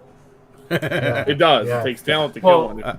And then what people don't understand too is even though, yes, males can breed multiple females a year, they still need to make sure that they're not going off of food, that they're eating properly, and that everything is tested too. If you're working with multiple collections and you're getting in like collaborations from other people, you need to be able to quarantine and test that stuff. But if you are new and like don't have the ability to do that too, you should definitely reach out to people who like can point you in the right direction, or like people local to Southern California. Definitely reach out to like Dr. Greek. He'll point you in the direction of a lab. But like simple things like that, if you know how to use a microscope, if you're comfortable or even want to attempt to learn to run your own fecals, it's pretty self-explanatory. For the most part, you're only going to be using like 300 to 400 time like optical like a zoom, so it's not going to be crazy. You can find those like handheld kind of like the light like microscopes, and those work just the same. So running your fecals isn't as hard as you might make it seem, and like you'd be surprised how much those biology and chemistry classes kind of add up in the end. I'm gonna have to get mine out because I do have a microscope that I hook up to the computer for micro soldering. And it goes you got the nice one. Yeah, I can just. I should just start doing it. Yeah, so that one connects up to like an HDMI, so that one's like really nice, dude. All I'm working with is like, this was probably like an OG like $35 one, like where it's like the old kit you got for Christmas. Oh, that's like it still has the 1200 like zoom on it, but like you have, it's very fine. The adjustments, it's a lot of work for what I need. Like I need to upgrade and just get like the $200 one with like. Guys, let's buy it. Let's buy him one. Come on, guys. Send him money. No, if we're gonna send me money, then I gotta start sending people geckos because I feel bad. Well, I do need geckos. I need lots of geckos. I know, I have so many. We have like, we did start the Bell project this year. So like a lot of the clown stuff, originally to test out Tremper and Eclipse, white and yellow raptors, alpha wazoo, nothing, right? So the kind of, the ingredients that went into Hello Orange, the main male that I'm using, probably the only male like clown that I have like retained babies from. That's like what I've based everything off of, is like I'm testing out one individual, and by proxy, like all the other clowns get tested as well. But like my issue is like it's really hard to test females. The easiest way is to go about testing a male and getting about 20 to 30 babies that you can kind of get your say and be like, hey, this isn't het for albino. No albino showed up. Eclipse is hard, dude. Eclipse, you're gonna have to do like thorough testing. So, like, we were like, okay, at least Tremper isn't in this. So, like, this year we went to Bells and Rainwaters. No visual albino again, but we also have like, we're for the Bells, we're using radars and like wine yellow radars, and like for the rainwater stuff, it's like 100% had eclipses and such. So like not getting those visuals and working through that and being able to keep track of that is important to me, because in a few years I want some crazy clown. I hate saying clown because like it's a project, right? I don't know if it's like a line. It's very confusing, but like the clown lineage stuff, the tangerine, the variability, I hope to bring that over to the Bell albinos, because Bell albinos are my favorite albino, dude. Like, bottom line, you should call them ringers, like, you know, the clown in the circus ring. I will. Ringer. The day I will name something is the day that like I will have like gray hair on my head. I don't know. I felt like at the very start, everybody was so picky and precise on the things that they decided to name and like put like a marker on or like have their name on. But now everybody, like, I feel like they've started like this year, or like it's their first season and they already have like a new line. So it's hard to keep track of, man. And I don't want to confuse any more people. So I don't know if I'll be coming up with any fancy marketing terms anytime soon. I've named one of mine. Clouded. And then Clouded. And then I named Heidi Bolds, because her bolds do look different. But my clouded, people sit there, I get messages that's nothing, and then I send them a picture of something I haven't posted. They're like, wait, what's that? I'm like, exactly. I'm like, it's just a melanistic line. Too. Yeah, and like for me to name something, it wouldn't, to me, it would have to be 100% brand new, or like something that isn't already there, isn't already replicable, and then it also has to be like, have to be able to replicate it like back to back and have some consistency in there. Yeah, the clouded stuff is insane, because you'll get light stuff, like super light stuff, other spectrum from the same clutches, and then super stark stuff. You'll get both, and it blows the pattern up. And it blows the pattern up. And I just posted. I think I just posted it a non-eclipse, and it's just clouded. It's a wild type. I've been taking them to Macularis trying to get Eclipse and Tremper out of it. I hate Eclipse. So is it like it's a melanistic, but it's kind of developing differently how other lines have acted in the past? So it's brown. Yeah, it's brownish. There's no black to them. It's brownish. And my dream is to have a tangerine animal with the clouded on it, where it looks like the orange is coming through the clouds, like a thunderstorm. That's my dream. It didn't work out. I haven't done it yet. I was gonna say it hasn't worked yet. So let me ask you guys this: what is one like gene you wish wasn't in all leopard geckos? It seems like that you wish wasn't in, that you have to test for constantly. Besides Eclipse, I got Gary hates Eclipse. Because Eclipse is in almost everything. You have to say possible Eclipse. Like the stuff that I say no known het for is like that stuff I've tested for Eclipse, and like I will not try to say no known het or het free ever again, because that would insinuate that I've tested it for everything, which isn't the case. So like no known hets, I'll tell you what I tested it for, and like everything else, like it's no known. So like we don't know. You'd have to figure that out yourself. But like for the most part, this is what I tested out, and I don't have this. So sorry, brain fart. What was the question again? About what gene? What gene wouldn't you have, dude? Eclipse. Yeah, I would still say Eclipse. I would say it's not Eclipse too. Eclipse, I would say like NDBE when it first like GG, like Gecko Genetics, when it was kind of found and that stuff. It went overseas and was kind of rebranded into Mandarin after it got crossed to Lord knows what. But they all kind of had those hats, and like now Mandarin, GG, like there's confusion onto like what happened, and people weren't able to actually recognize that some were carrying hats. So like that's very scary, especially when it's something that has the potential to cause infertility in visual females, This is why I haven't mismatched touched Mandarin. eyes. That's on the why I haven't toes touched and Mandarin such. at all.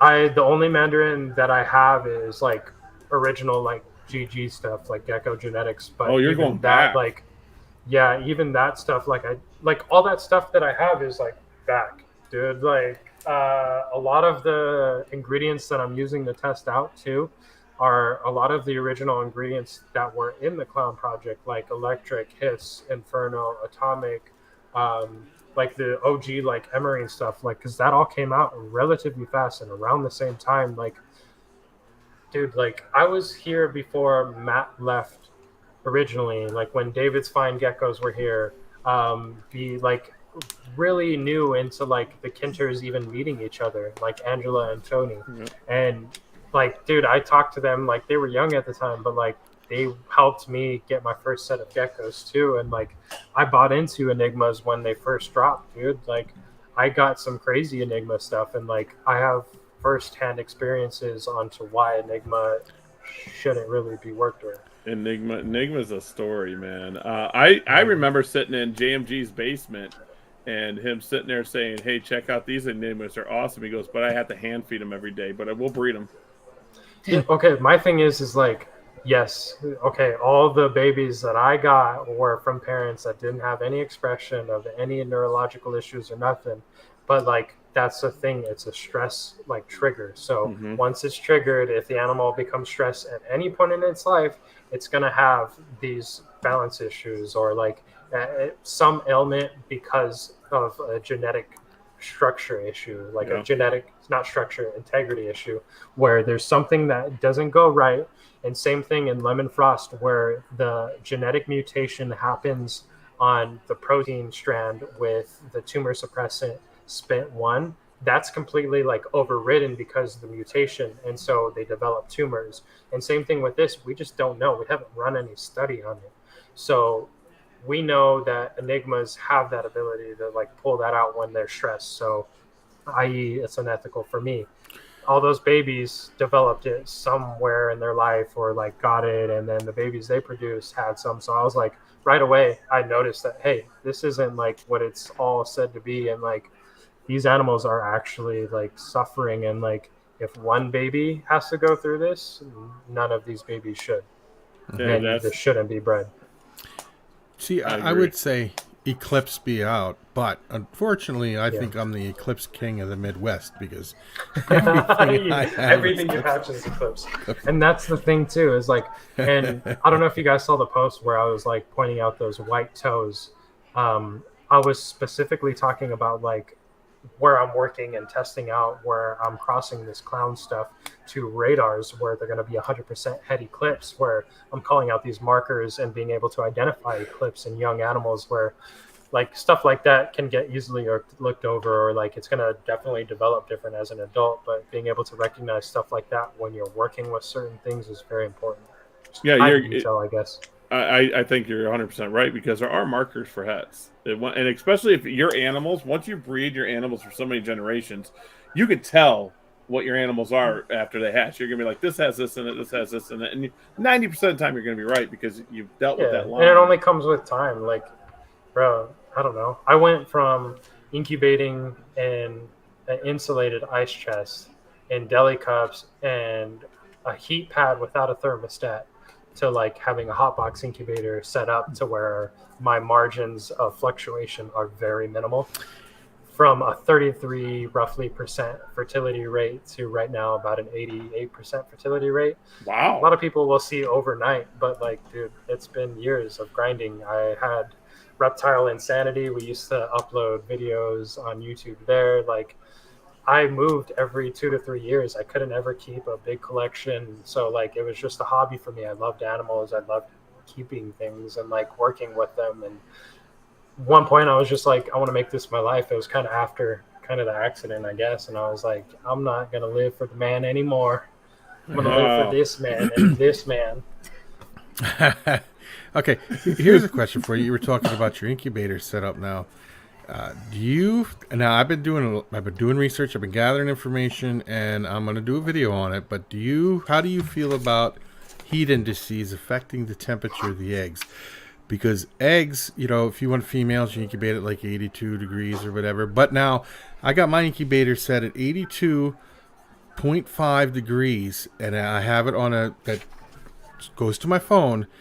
But the heat index, because it's like 60% humidity inside the incubator, but now in the egg box, it's even higher than that. The heat index is about 85, 86. Wait, the heat what are you saying? Index. The heat Heat index. index. Okay. Yes. So I will tell you this. I really depend on my eggs when I incubate. The eggs are really resilient. And what do I mean by that is like I give them the water that they need and I let them do the rest. So I use light diffuser. I do use substrate, but that's mainly to hold the eggs in place from rolling around. I put a layer of substrate down, spray that, kind of soak it in water, and then put light diffuser on top, cut out. It's kind of like a square. Eggs on top and a little bit of perlite, whatever incubation medium, in between to keep those eggs from rolling. And those eggs will pull the moisture similar to like a sim hatch containers.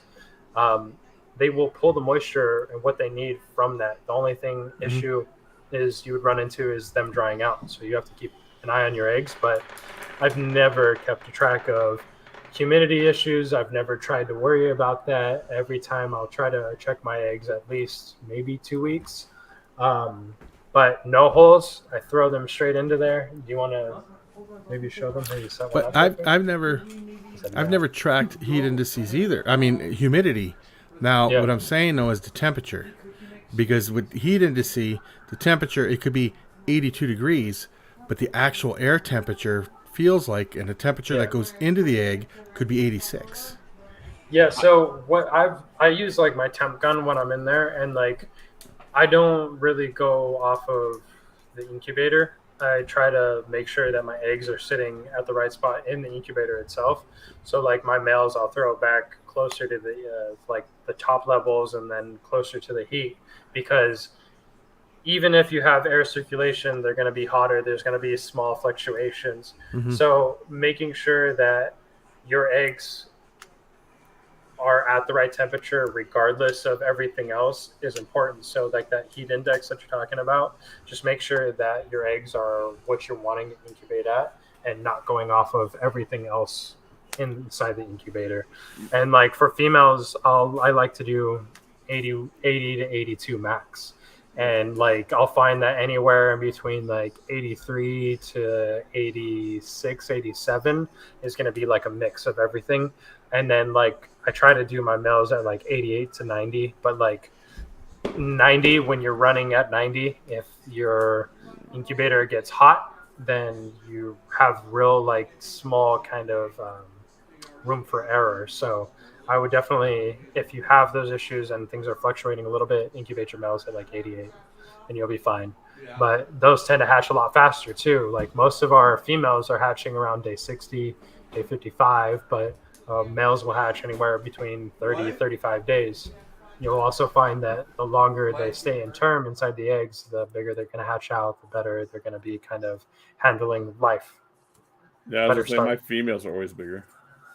Yeah. Hatch all long. Yeah, they just like, how'd you fit in that egg?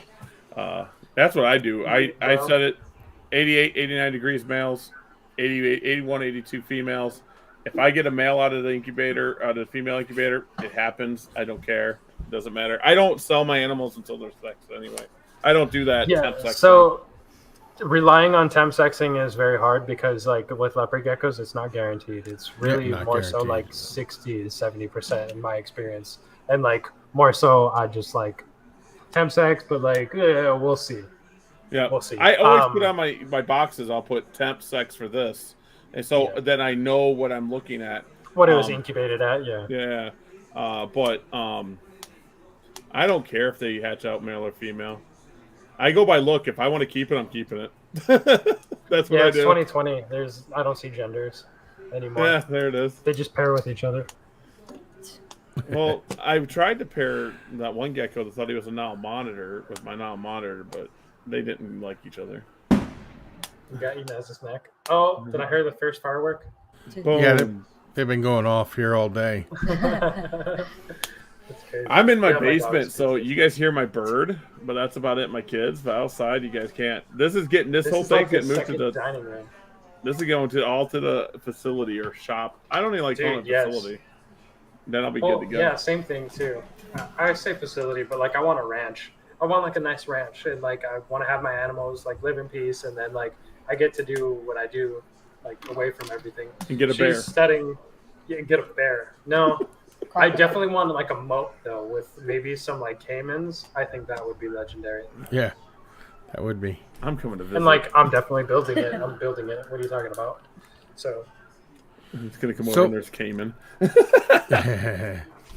Do you have any special animals you would like to show the people?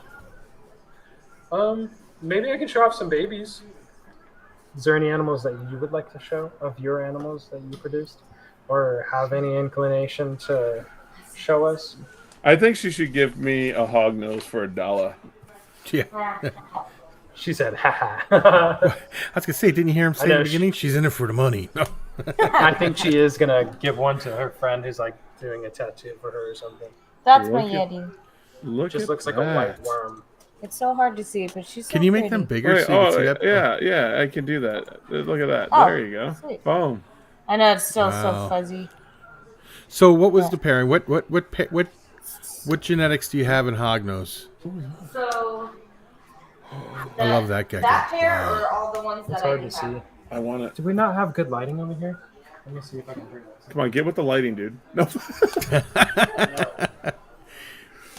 'Cause I don't have that many yet. This is one of my Ooh. females. That's a big girl. Yeah. She's only 190, I want to say. She's a think- chubbers. I like her. Yeah, she's cute. So, is that what you? this one's you- produced by JMG. Is that a Okay. That's an albino conda, right? What is it? Yes. Albino Red conda. Extreme Albino. See, Conda. see, see. I know hoggies, Gary's knowing this stuff. and that there's a Bubba. Yeah, check out this one. This one has like some crazy saturation. I tried bringing the light over here. I don't know if that's gonna help much. Wow, look at that. Look Does at that even That's show? gorgeous. Is it good quality or no? I can see it. I I can can see it. Oh yes. If you want, I'll give you my address. You can send it to me. And then he can see. He's Then like, I'll yeah, see I it. can actually see This it. is the male that produced the Yeti. Wow. Like- Look at him. It's because he's just normal, but it's just het snow. He's not normal. He's special. He's very He's special. I mean, especially what. Hey, this one's kind of funky. You see these like green stripes on this thing? I can see that. Is that a bold green stripe? That's what we're gonna call that one. Bubba's bold green stripe. Dude, That is cool. Look at the Yeah, I don't eyes. know, Look this at the one's funky. eyes. They're green. the color goes into the head too. Yeah. Oh yeah, this is like a really like good transitional green. The green doesn't really stay, and like that's what I try to tell people. Don't buy into that. But Yeah. That's the mom.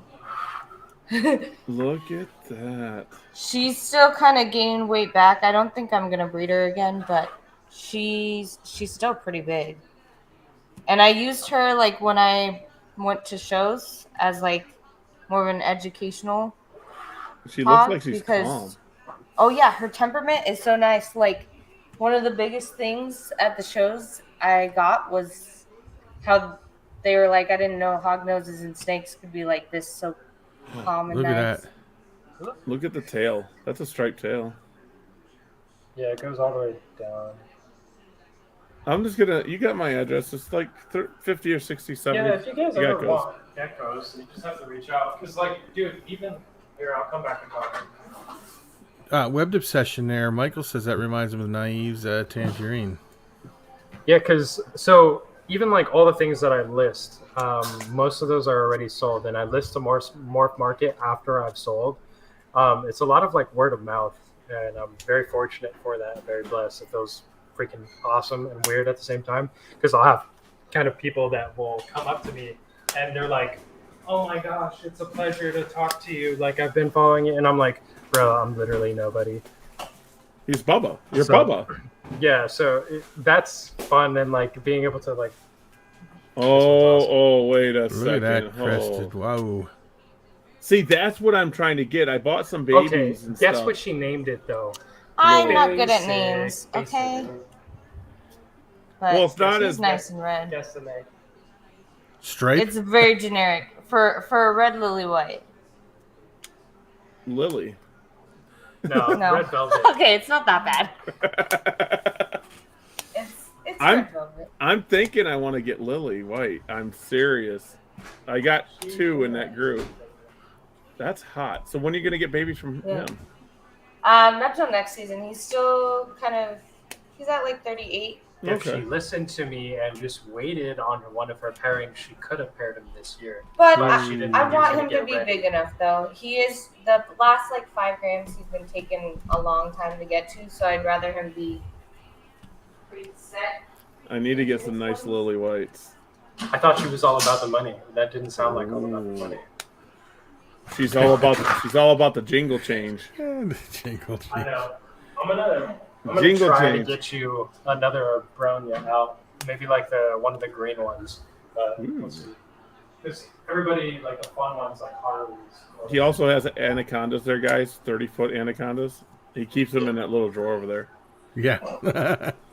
Those are my trouser snakes. Nice gargoyle. Wow. Our friend Dustin produced that. Geckos here on Instagram. Producing fire. Oh yeah. That's cool. I like that one. I Yeah, like the we're excited. contrast, And when- like 2 colors. Once you see him fired up, it looks just even better. He's a And then there's mover. like that orange on his face. I like It's that. cute.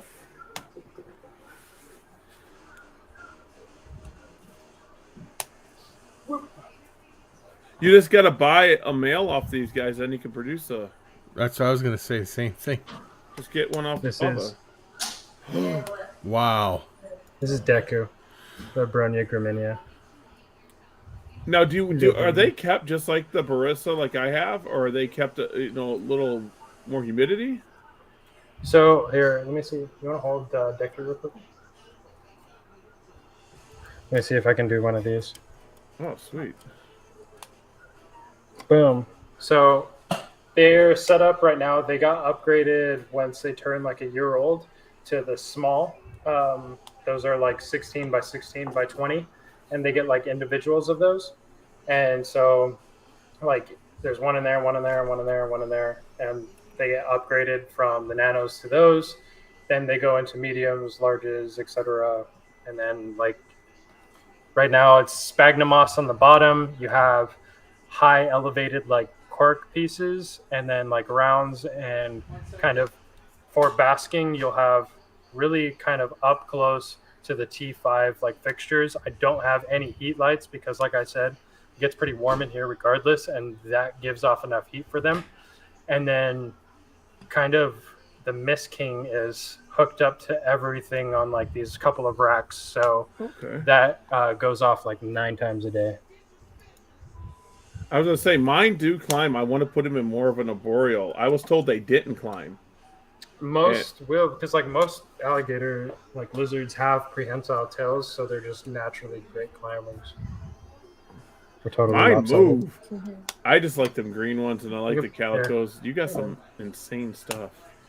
Yeah, these guys are very rewarding for me because like all of these came from like very tiny babies, and like I don't know, this was the first time ever I was able to get like actual whole litters, and like we definitely had litters that just didn't make it because like I don't know if you know this, but like live bearers too, like a lot of issues where the females come in, they can, while giving birth, they can pass crypto to all the babies, and like they will literally die. And like That's a 'cause lot they're of people live bearers, don't know right? how to treat crypto, or like don't even know what crypto is, and like how decimating that can be to a collection. So like sanitation is very important too. That's what I love to talk about too, like chlorhexidine. That's what we use, but for stuff like crypto, you can't clean it with stuff like that. So definitely invest in something like a high temp steam cleaner.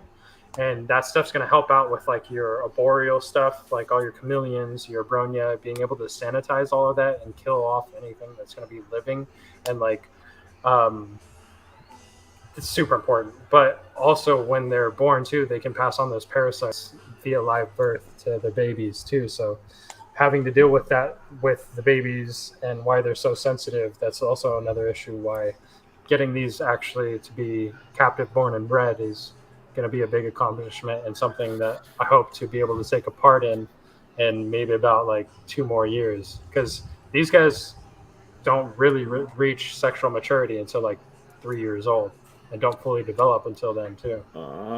So mine are going to be well over 3 years old then. Yeah, those are pretty fertile too, the ones that you have. So those will be kind of rewarding for you. The female hates me. The female hates me. the adult female, she will charge. If I get in a cage, she will charge at me. It's the weirdest thing. The male, I put little cup like the clay pots, and they like them.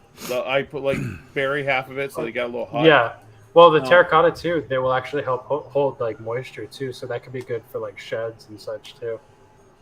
I was gonna say, I always get complete sheds. I love it. When the first time it happened, I was like so excited. But yeah, these guys, like, definitely there's like cheat codes to keeping them, I would say too, or like things that have helped me along the way. There's like keeping bromeliads in their enclosures too. These guys will sit there and like use that all day, and like if you're familiar with bromeliads, they have to hold water within their little kind of pouch to grow. So holding that water, they know there's going to be water. They'll always go there and like drink from there. They'll sit on those leaves and like kind of eat from it too. They're really cool. So there's like a species that requires a little bit more work, because I don't know, if I just did leopard geckos, I'd really realistically only be working here probably 2-3 days out of the week. Yeah, leopard geckos don't take much. Yeah, not at all. Especially if you got down there like a system where everybody's getting fed, cleaned the same days. Yep, in 13 seconds. Then you'll be really, seconds. like a day, maybe a week. Oh, dude, I gotta fly. That's what I'm trying to do, where I can clean and feed just like 1 or 2 days, and then I can go in and film and take pictures one day. That's the thing. It gets hard to do, definitely, when you get to like baby season. That's a big girl. Yeah, yes, it is. She's the one. I tried pairing her, but I'm not too sure that she seemed. This is one of the girls. This is her first hognose snake that I got her. I got a pair of Conda head snows for her to like raise up from babies, and that's kind of her success with them. Mm-hmm. That's awesome, though. Yeah, no. She's at like 270 grams, I want to say. And like, I definitely do want to take more pictures for the leopard Very gecko nice people, but like, it's a lot. I'm telling you, that's awesome. I need more alligator lizards. Yep, them are cool. Those are one. Yeah, I wish I very could get this guy out. Let me see. I know. I tried to get him out with that. I can probably get him out with like a PD or something. He's gonna get attacked. He's gonna get attacked. No, not with Haru. Nah, Haru loves me. He's like a puppy dog. He really is. You could put your finger in front of his face, and he'd know the difference between that and food. That's cool. Look at Frank. 56 grams in that veil already. I'll tell you, Frank, wait till they're about 80 grams, 75, 80 grams. The ones I got are breathtaking. People don't know M7's only like 68. Do it. I can't believe he's holding it. He said he didn't like them. It's like peanut butter. No, he had greens today. I love these too. Get him through the hole first.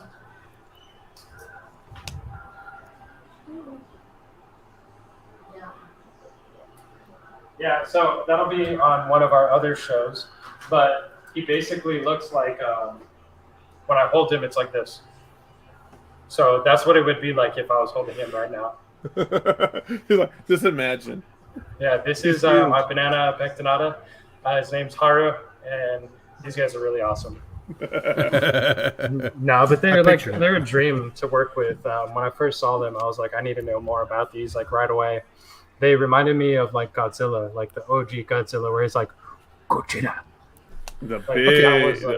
Here's a question: is there any animal that's like on your bucket list that you definitely want to get? Cayman. that you dream of getting and owning? Yeah, that's like all of them. That's like I love all animals. Oh, a dream, dude.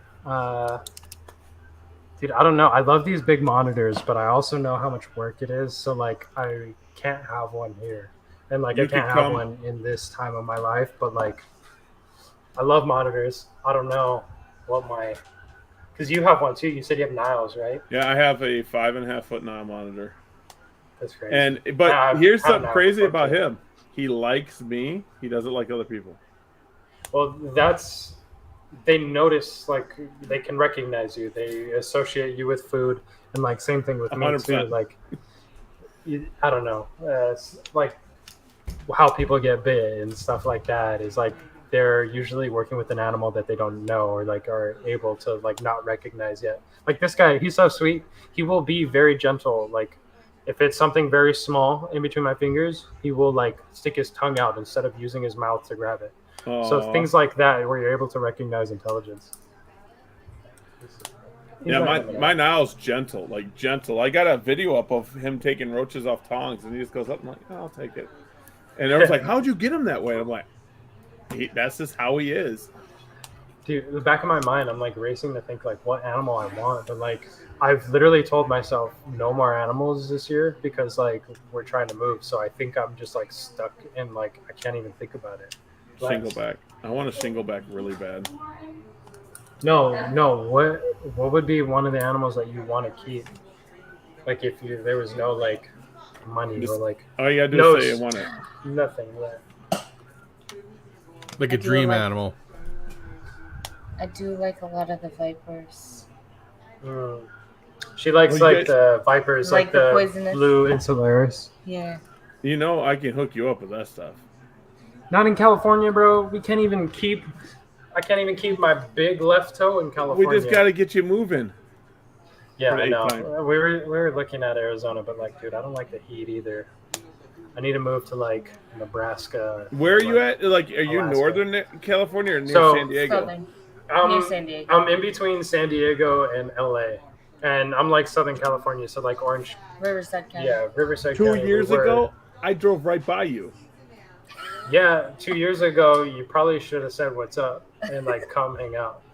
Well, I That's was what there for- everybody. Every time somebody comes down here, we'll always throw like a barbecue or like hang out with people. But like, same thing. Like, I don't like posting everything on social media, so a lot of that stuff like nobody knows about. But like, dude, whenever you're in town, just let us know. We'd love to do come stuff. back. We'd love to hang out. You know, Arizona's beautiful.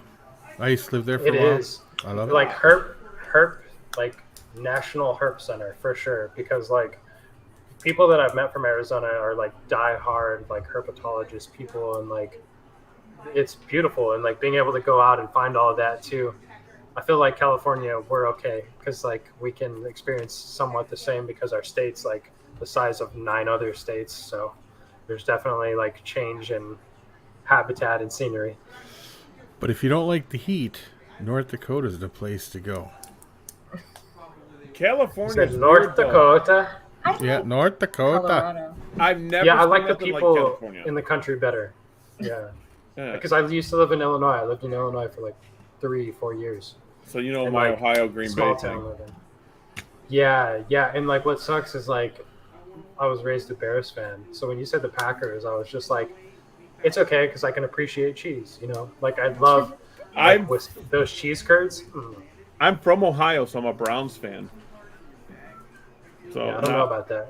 Yeah, Yeah. I really couldn't like root for a team that was a color, especially like brown. I was like, How I about the like Eagles? like Bear. I was like, yeah, I'm a Bears fan. Rah. Go What's Bears. wrong with the Eagles? Nothing. Just like the Michael Vick situation. Like that was They hard don't for have me him to no more. like He's the gone. Eagles again.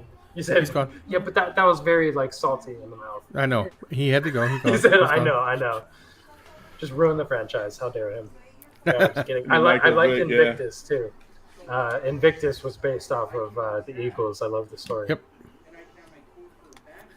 Yeah, the Browns got But- some issues this year. Yeah, well, so you guys also too. I don't know how long you've kind of been in it too, but I remember seeing Gary kind of when everybody was still getting into like leopard geckos too, and like the very like founders of like blood or like all these tangerine lines that you see so heavily now that were established back then. And like I say tangerine a lot because like that's really what was first like found and like developed, because like we didn't stumble across any genetic mutations yet. We were working with what we had and breeding for more like line bred stuff. And so being around from like that kind of era, what would you say is like the change, or like how do you like that change, or how do you like moving through that? Like what's your biggest like woes, or what's your biggest like pro for that too? Who I you want to asking hear first? kind of pick your minds, both you guys. Okay. Well, I know I've been in this for 36 years, 37 years. And the one thing I've noticed that's changed that I think is for the better is back then, if you didn't have a mentor to teach you stuff, you couldn't learn nothing. You wouldn't be able to find that information anywhere. And people you had tell to pick up the phone, call people, and spend the time hunting these people down. Or like finding a way to like talk to them. Yeah. If they would even talk to you, you know, because I know like way you had back, to find a friend who knew him. Yeah, because way back, you know, you talk like Bob Applegate and all them. Them people couldn't even breed colubrids until somebody made a mistake and put them out in a shed over the winter and brought them in, and they all laid eggs and they figured it out. And then they had to try to pick his mind to figure it out. Yep. So things have changed, and I think it's for the better. And I think that's one thing I think that people should do more is help people more. And one thing I don't think people should do is I'm not going to mention any names or anything like that, but there's people out there that do this just to see if they can do something, and it's bad for the hobby. Just like just take lemon frost gene and stuff like that. You know, I just think that stuff should be, and they can't take it that people tell them not to do it, and I think it should just be forgotten because they need to just drop it, because you're not going to get it out of it. And stuff like that I can understand though. Like coming in with fresh eyes, we have to, with any debate or like with any kind of quarrel with anything, right? We have to be able to see perspectives, try to understand where they're coming from. And like I've tried, like try to like also see like, hey, they're new to this, they might not understand, but like when there's like scientific papers or like stuff that actually like backs it, or like feasible evidence too, like there should be a way, or like a right way to be able to tell you like, hey, like check this out. And like I feel like a lot of people do try to do that too. Like definitely you're going to run into some bad apples who will just try to shit on you for making a mistake, but like that sucks too, because like all of us make mistakes, and a lot of us are only a product of our mistakes, and like a lot of the success breathes away from mistakes. So like I try not to just like, you breed lemon frost, you suck. Like there has to be like a boiling point to how it got there. Like if you breed lemon frost and I'm telling you you suck, it's probably because like you ignored like the literal forefounders of like the community reaching out to you and like trying to help you understand this in a light that's going to be able to hit all the topics that you think that you can like find out or find the resolution to, but like people who've actually tried it and done it can give you the insight where areas like I can't, because I don't work with it. And at a certain point too, like you can educate them so much to where sometimes they just won't even listen. So it's not even, you said your piece, you know, it's like not worth your time having to stress over those people. But it's also being able to still tell people and educate people about it without, you know, going directly to those people that are making those decisions and stuff, because they're not worth our time, but the people that actually want to learn are worth our time. Yeah, you know? And I'd say that's important too, is like recognizing whose ears are actually going to be open to, or even minds being able to comprehend what we're trying to tell them, or trying to look out for them in a sense. It's not as complicated as everybody makes it out to seem. It's relatively easy, and like it's really easy to get along too. It's kind of a lot harder to be a turd about it. I'm the biggest jerk in the world. I'm not a jerk. I'm a nice asshole. I would say like I'm sarcastic. I get like I tiptoe the line a lot, but like I got a lot of love in my heart, and like I try to push out a lot of good. And I Yeah, feel like it's I think you do received. terrific. I think you do terrific. My biggest pet peeve is when someone comes to me and asks me a question, and then I tell them, then they regurgitate it as their own, but then they twist it, and then they Or use my like name, yeah, and then they use my name. I'm like, well, that's not what I said. You know, I'm like, that's not what that's I yeah. said. You have to be Or they careful just too. don't That's listen to that's what you. I mean too. Is like being careful with how you tell people that information too, because I don't know. It's very hard to read through text, like what somebody's trying to like get across. But like anytime I'm telling people or like trying to give that information, I'm like looking out for your best interests. Yeah. Like I want everybody to win. Like I want everybody to succeed. There's a lot enough in this life that kind of sucks. We should all just win in the stuff that we enjoy. And competition wise, bro, like what if everybody in this state bred leopard geckos, there probably still wouldn't be enough to supply the world. So like that's it's never been like something that I've worried about. And like I'll see reactions where people are like, "Oh, you sell clowns, you must not like where you shouldn't have like money problems or stuff like that." And I'm like, I don't know where that comes from. Like I put everything back into them, you know, and like it shows too. So it's hard for me to hear that sometimes, but I also have to understand that they just don't understand. And like you can't. The biggest thing wasn't this on TikTok? Bees don't waste their time explaining to flies why honey is better than shit. That's right. Ooh, That's a good That's dynamite. one. right. That's a knowledge drop right there, wasn't it? Yeah, but it was also like from TikTok, so like I don't know if I can actually like reference that because I barely go on TikTok too. She's a I, TikTok star. you're a TikTok star? Can I get No, your I'm autograph? not. She Can I did the get your autograph? page for us, and like she posted like some chameleons like eating and just some random stuff, and then they like went viral. Well, His not voice is viral. viral. The little you ever hear the "Who's this coming into my home?"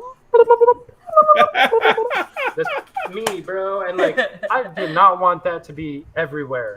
There's literally a girl who has that on T-shirts, and like, that's her whole persona is like this snake that Her. goes. And it was Like, you. I love her, but like, I did not want to hear that voice Constantly, for the 24 rest of my 7. life. Whenever I hear that from now on, We're gonna think of you. Huh? Yeah, it's fine. Listen to it. Just don't send it to me because every time I hear it, I'm just like, oh, this is a They're cool like, "Is video, this and your then it's voice?" my voice, and I'm like, that's violating to my ears. that's hilarious. You know, It was a video for one of her first My hard hog noses too. It was hilarious. So you're TikTok famous. She's TikTok famous. your wife is TikTok famous too, Gary. Well, So my wife is TikTok famous. I know. Oh, see sugar mamas where they at? I know. She puts up our tortoises. She did an hour and a half live today and gained like 200 followers. see, And she's like, I gained 200 followers, and all she does is, Yeah, what just would you spending like time. us to? Yeah, she goes, what would you like to feed my tortoise? Oh, this? Here you go. What would you like? Leopard And it's, Gecko, 19 seconds. yeah. yeah. Oh, she goes nuts when we go to the facility or whatever I want to call it. I don't know what to call it. I'll be cleaning. I would say geckos. it's a facility. Use Yeah. it. It's a cool term.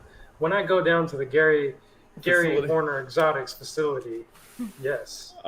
Yeah, you want to play with the Nile monitor? You can come play with the Nile monitor. We got the alligator lizards. I got tarantulas. I got death After he stalkers. tells me, yeah, it's really only nice to me. Come play with my Nile. Okay, I see you, Gary.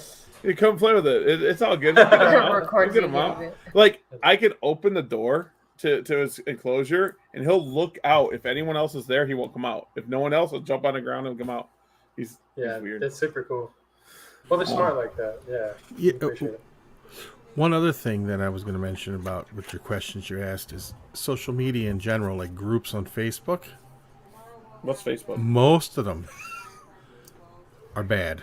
Like you'll put something, like say something, and like people who are new to the hobby think they know everything will bash you to no end, and they'll do that to people. Like if Gary went in there, and there's a guy that's been breeding for 20 years, and he knows everything there is to know about geckos, like leopard geckos, and he knows what he's talking about, and they'll try to tear him up like he's an idiot and not realize. I've had people You know? when I'm on Orner Exotics account and I've helped someone out, use my personal name saying this guy says it's this way. And I'm like, that's me. I'm not joking. And then I wrote an article for Wally's website one time. And I was, because you can roll leopard gecko. Are you talking about Wally Hard Rock? Kern. Oh, yeah, okay, Wally Kern. So you could roll gecko eggs. We all know that. Leopard gecko eggs, you can juggle them. They don't care. Yeah. And I was telling someone, they're like, this guy wrote an article for Wally Kern's website and says this. And I'm like, if you see it, it says that you can roll them. It don't matter. And I wrote that article. It was the funniest thing in the world. Yeah, and like that's like the misconceptions too. Like remember when we first got leopard geckos and like started breeding them too, everybody was like, yeah, breeding weight's 35 grams and like that's what you want to pair on that.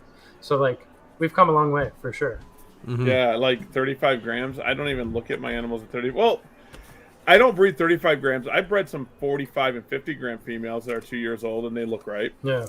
Well, they were also a lot smaller too before we started breeding bigger geckos. Ooh. Hot topic. What do you guys think about giants and leopard geckos? What are your thoughts? What do you think? Let's hear it. It's a line bred thing. It is 100% poly. Yep. 100%. I don't care what anyone says. Yeah.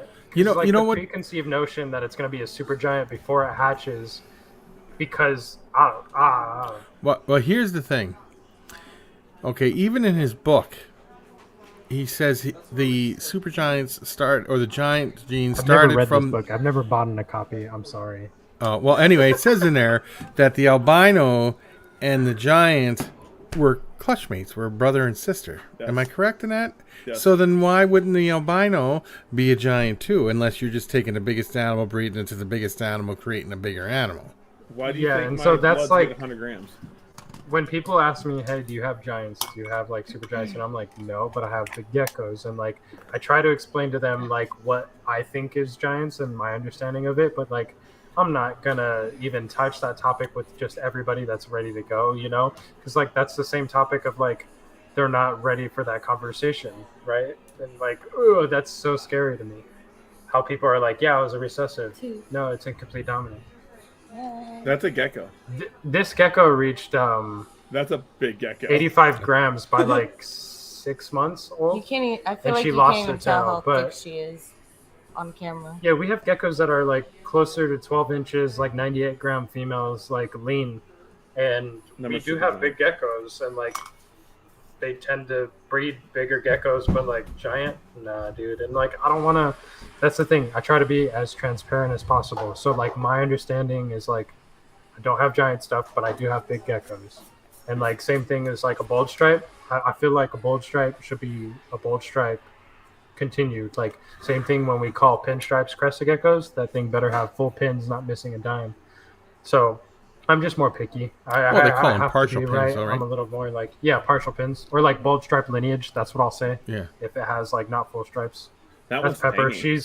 She's laid, that's going to be an Inferno from Ruckus. That's going to be, how many? She laid 10 clutches this year. Wow. And like, yeah, 1 infertile egg, I believe. Well, you're fertile. She's a biggest sweetheart, Yeah, too. no, she's good. She's a good girl. And like all her babies, see that right there? That temperament, that kind of disposition, you can breed for that when you're working with animals. And like I had experience through that via like my mom breeding like boxers and dogs. So like that stuff is kind of cool, and I'm looking forward to implementing that and trying to keep track of things like that. But I don't Just know, like bro. M7 stuff is crazy. My blood stuff is crazy. Oh, they're all like, crazy. M7? Oh, I M7. was like, is that a gang? No, like I call like. You started if I Gecko say- Gang? I do have gang members and stuff, and they show signs. Yeah, see, yeah.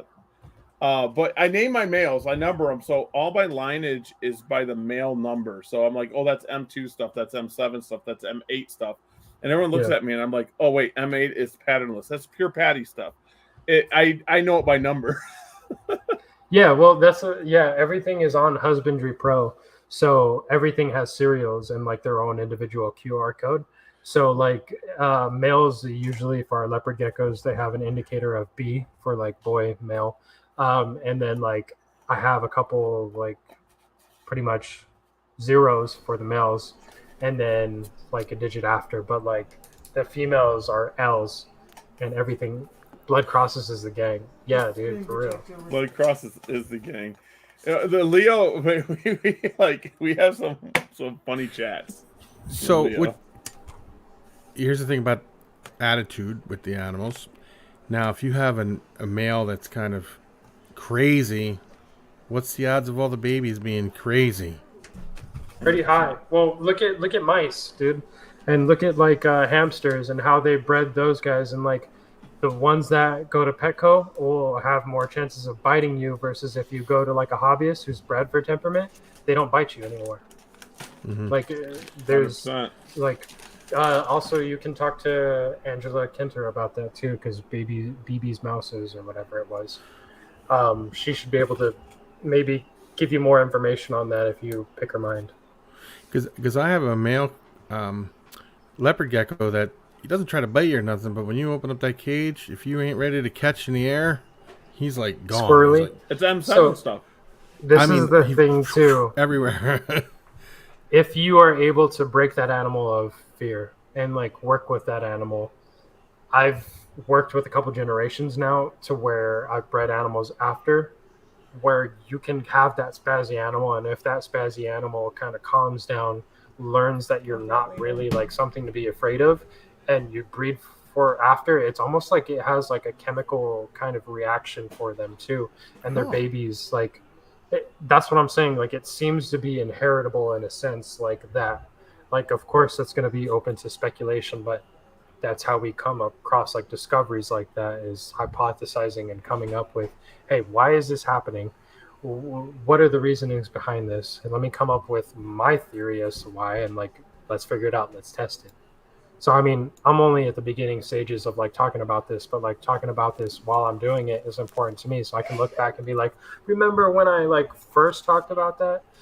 And like what's crazy to me is like now everybody's using bee pollen in their leopard geckos, and like I don't know, I don't want to take credit for that, but like a lot of like it seemed to be after a lot of the when I started talking about it and having these podcasts and like doing that, and like if it's helping to an extent where everybody else is having like success with it too, I'm all for that. But there's also a danger to that. If I'm doing something like say bee pollen was bad and I'm talking about it already and like, wow, this is so wonderful, and then like 3 years later all my geckos die of kidney disease because it was high in sugar, like that's something I have to be prepared for too. So like I'm not just out here willy-nilly. The same thing, I don't want to put my name on anything unless it's gonna be legit, gonna be meaningful, and like gonna be 100% like transparent and like what I think is acceptable. And I'm a little perfectionist, so I'm my biggest critic, and I will try to always do the best of my capability.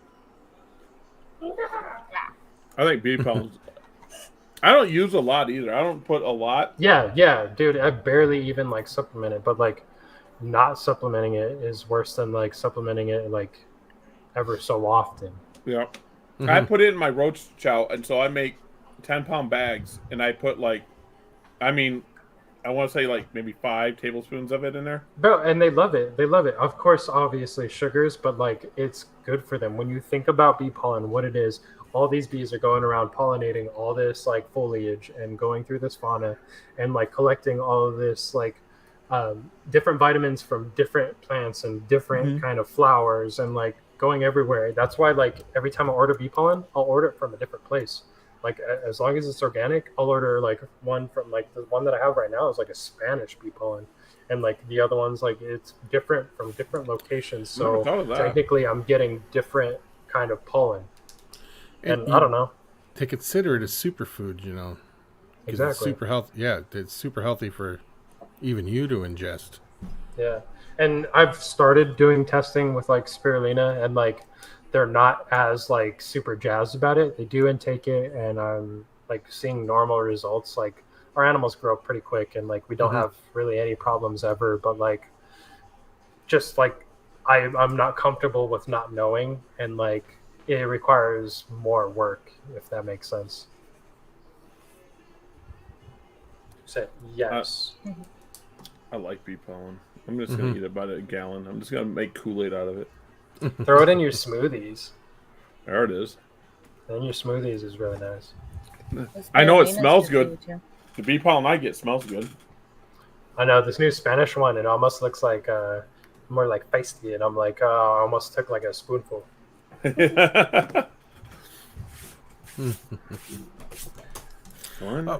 Here's just one more quick question. This is my last question. Where do you want to take? Where do you want to take your business, like in the future? Where do you want to see yourself in like a year or two, or down the road? Like, what would you want people to say when your name is like mentioned? I don't know. I don't really care what people say when my name is mentioned. For me, where I want to be, I would definitely want to. I don't really like seeing a separation of business and myself. Like, I always saw myself as successful as a businessman because, like, I don't believe in like tomfoolery, right? Like, I'm gonna be straight up and like straightforward, and this is something that I enjoy, and I turned it into a business, but like it's still something that I love. So like, I just hope that I still find the love in it and I don't get burnt out or like have the negative experiences have a lingering impact on who I am or the things I plan to do. And like a lot of people too are like, oh, I can't wait till you have your own like pet store and stuff like that. And that's what we don't want. I don't want overhead. The thing that I really like, I mean, because we kind of call like coming here like the Emporium because it's kind of hanging out and it's just kind of, you never know what you're going to see. Like and it's family. just, yeah, basically like a family. Like what we kind of want to be known for is just kind of caring for the animals and, you know, yeah, and having a love for like the hobby and everything. Being known for it. Like, I don't want any notoriety. Like, I think that comes. I have a responsibility to the animals to put out the information I find right. I have a desire to keep these animals, and I feel like in doing so, I should not only keep them how they deserve to be kept, but to also advocate for them. So, like the Abronia, teaching people how to do that, or helping out with conservational projects, or like teaching people how to keep leopard geckos, or doing educational stuff, or doing educational shows. Like, that's what's important to me is people can do better than I could have ever done because I'm limited. I'm so limited. I have one set lifetime to live, but if I help other people along the way, it could have a much bigger impact on everything. And like, imagine, I want to raise kids. Like, I've always wanted to be a dad, and with her, this would be freaking dope.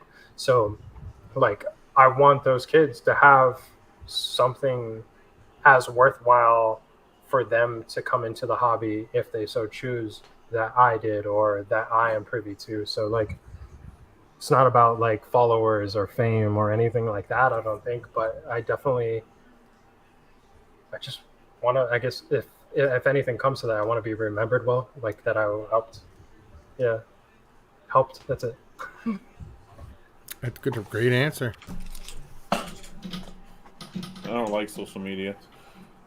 It's hard, dude. Like, because that's the thing too, is like, I don't either. And like, you have to think also, social media is like everything that everybody puts up on there. It's like kind of like a facade of life, or like the best highlights of life too. Yep. You're also missing all the good bits and all the hard in between. So like, all of that stuff is part of life. So you need to be able to enjoy that too, and like have that healthy balance of both. Because a lot of people, you'll see, like, we had our account taken down twice too, and like, a lot of people are getting their accounts down too, and they put so much of an impact. They get so burnt out when they get that follower tag taken away from them. And like, that's nothing. Like, most of my sales have always been word of mouth. It's because like, I don't know. It doesn't make sense. Like, I've never tried to think about it too long. I'll probably get a big head and become like not humble. So like, I always try to say, like, I'm nobody, right? I'm still learning. But like, at the end of the day, like, I got my first leopard gecko in 2002. And I had that same leopard gecko for 14 years. I didn't start breeding until like 2012. Like, I knew how to keep them before I even attempted breeding them. And like, when I bred them, like, I had a very good understanding what I was doing and like how I planned to go about things and how I wanted to do that. And like a lot of what you see now may seem like overnight work, but it's a lot of work and like calculated kind of moves to get me to this point to where I'm at now. And like, yeah, you guys see like a lot of the money, but it's a lot of passion, love, and like a lot of just enjoyment from our end. And like that's why I'm also not posting on a lot of social media this year, is because like that's never what it was. Like this is what we enjoy, this is what we love to do. And like making sure you always kind of reality check yourself is important too. I agree with that one. Mm-hmm. And that's all for my TED Talk. Sorry, it got late. After 8 p.m., I started getting philosophical. TED Talk, I like it. Dr. Phil, Dr. Bubba. Dr. Bubba. I know, I'll put on my science lab again, like my lab coat. Yeah, it is getting late. I got to run stores. I got to get up at 6 o'clock, but we're good. Yeah, because Pacific Standard Time, it's 8 over here, but it's probably, what, like 10:30, going to 10:30 for me. 10:30 here, yeah. Yeah, and I was going to go to the shop, but I don't think I'm going to. I was going to. You deserve a break. Yeah. Well, I got to go tomorrow morning. I got to go tomorrow morning because, whenever you miss down a container or you make sure it's moist, that's when they all lay. Yeah, good luck, because you should probably go tonight then. Yeah. You're already talking about that tomorrow morning. This sounds like you're pushing it. Well, yeah, I got 42. 4220 that was bred to my Skittle Cross should be laying today or tonight sometime. Oh shit, no way. 4220.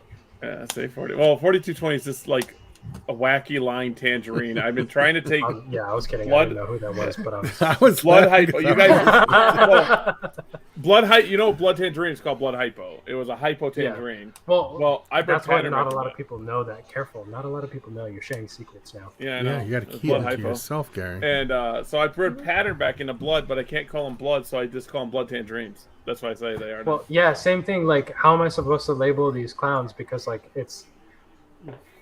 I don't know. It wasn't a line. It was like remnants of a project when Matt left, and now like they're all of a sudden Jokers now too. So like I'm so confused. So all I do is like, hey, these are the ingredients. I have clown, inferno, blood, tangerine, and this is going to be possible head, yada yada. But like that's how I label it. Is like I'll do like clown X. Inferno X, blood X, what is it? Another one like electric. I have it, and then I'll do tangerine at the end, like it's a tangerine cross. Let's call him the Riddler. No, see, that's what I was like. If we were just gonna come out here and just rename everything, I would have been like, this one's called the Phoenix Fire or something like crazy. I feel like I don't know, man. Narcissistic butterflies. I love it. I love it all, but that's what I would do. I was joking and said that if I get the clouded to be dark enough with the orange, I was going to call him Batman.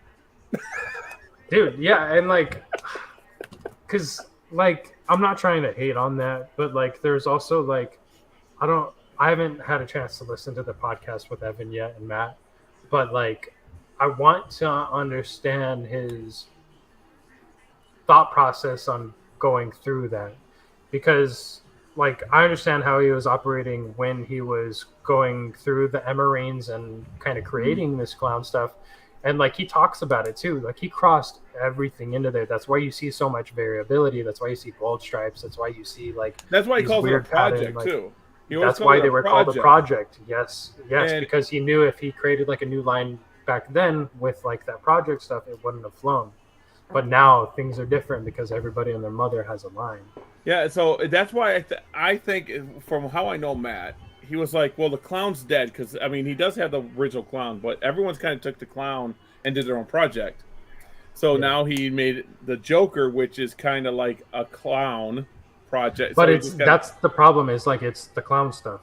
And like people still have original clown stuff, so then like theoretically wouldn't that be Joker stuff? Yeah, so I mean, yeah, I don't know how he's got weird names. It's his vision on how he wants to do it, but like those are animals that bought from him supporting his like vision, and then like they like pulled the rug out with like the rebrand, and like the G project, yeah, that was like Project G Clown, and I don't know. There's just so much stuff, and like they do have so much variability.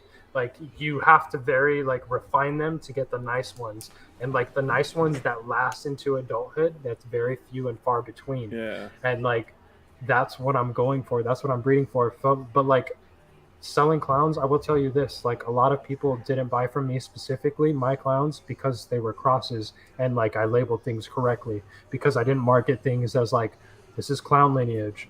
This is like the original clown stuff from Matt. Like, I'm not out here to try to like do that to anybody. And like, I'm not saying that's just for me. That's not how I wanted to operate. Do you know how I buy? I like that gecko. I like how it looks. What's the recessives in it? That's all I ask.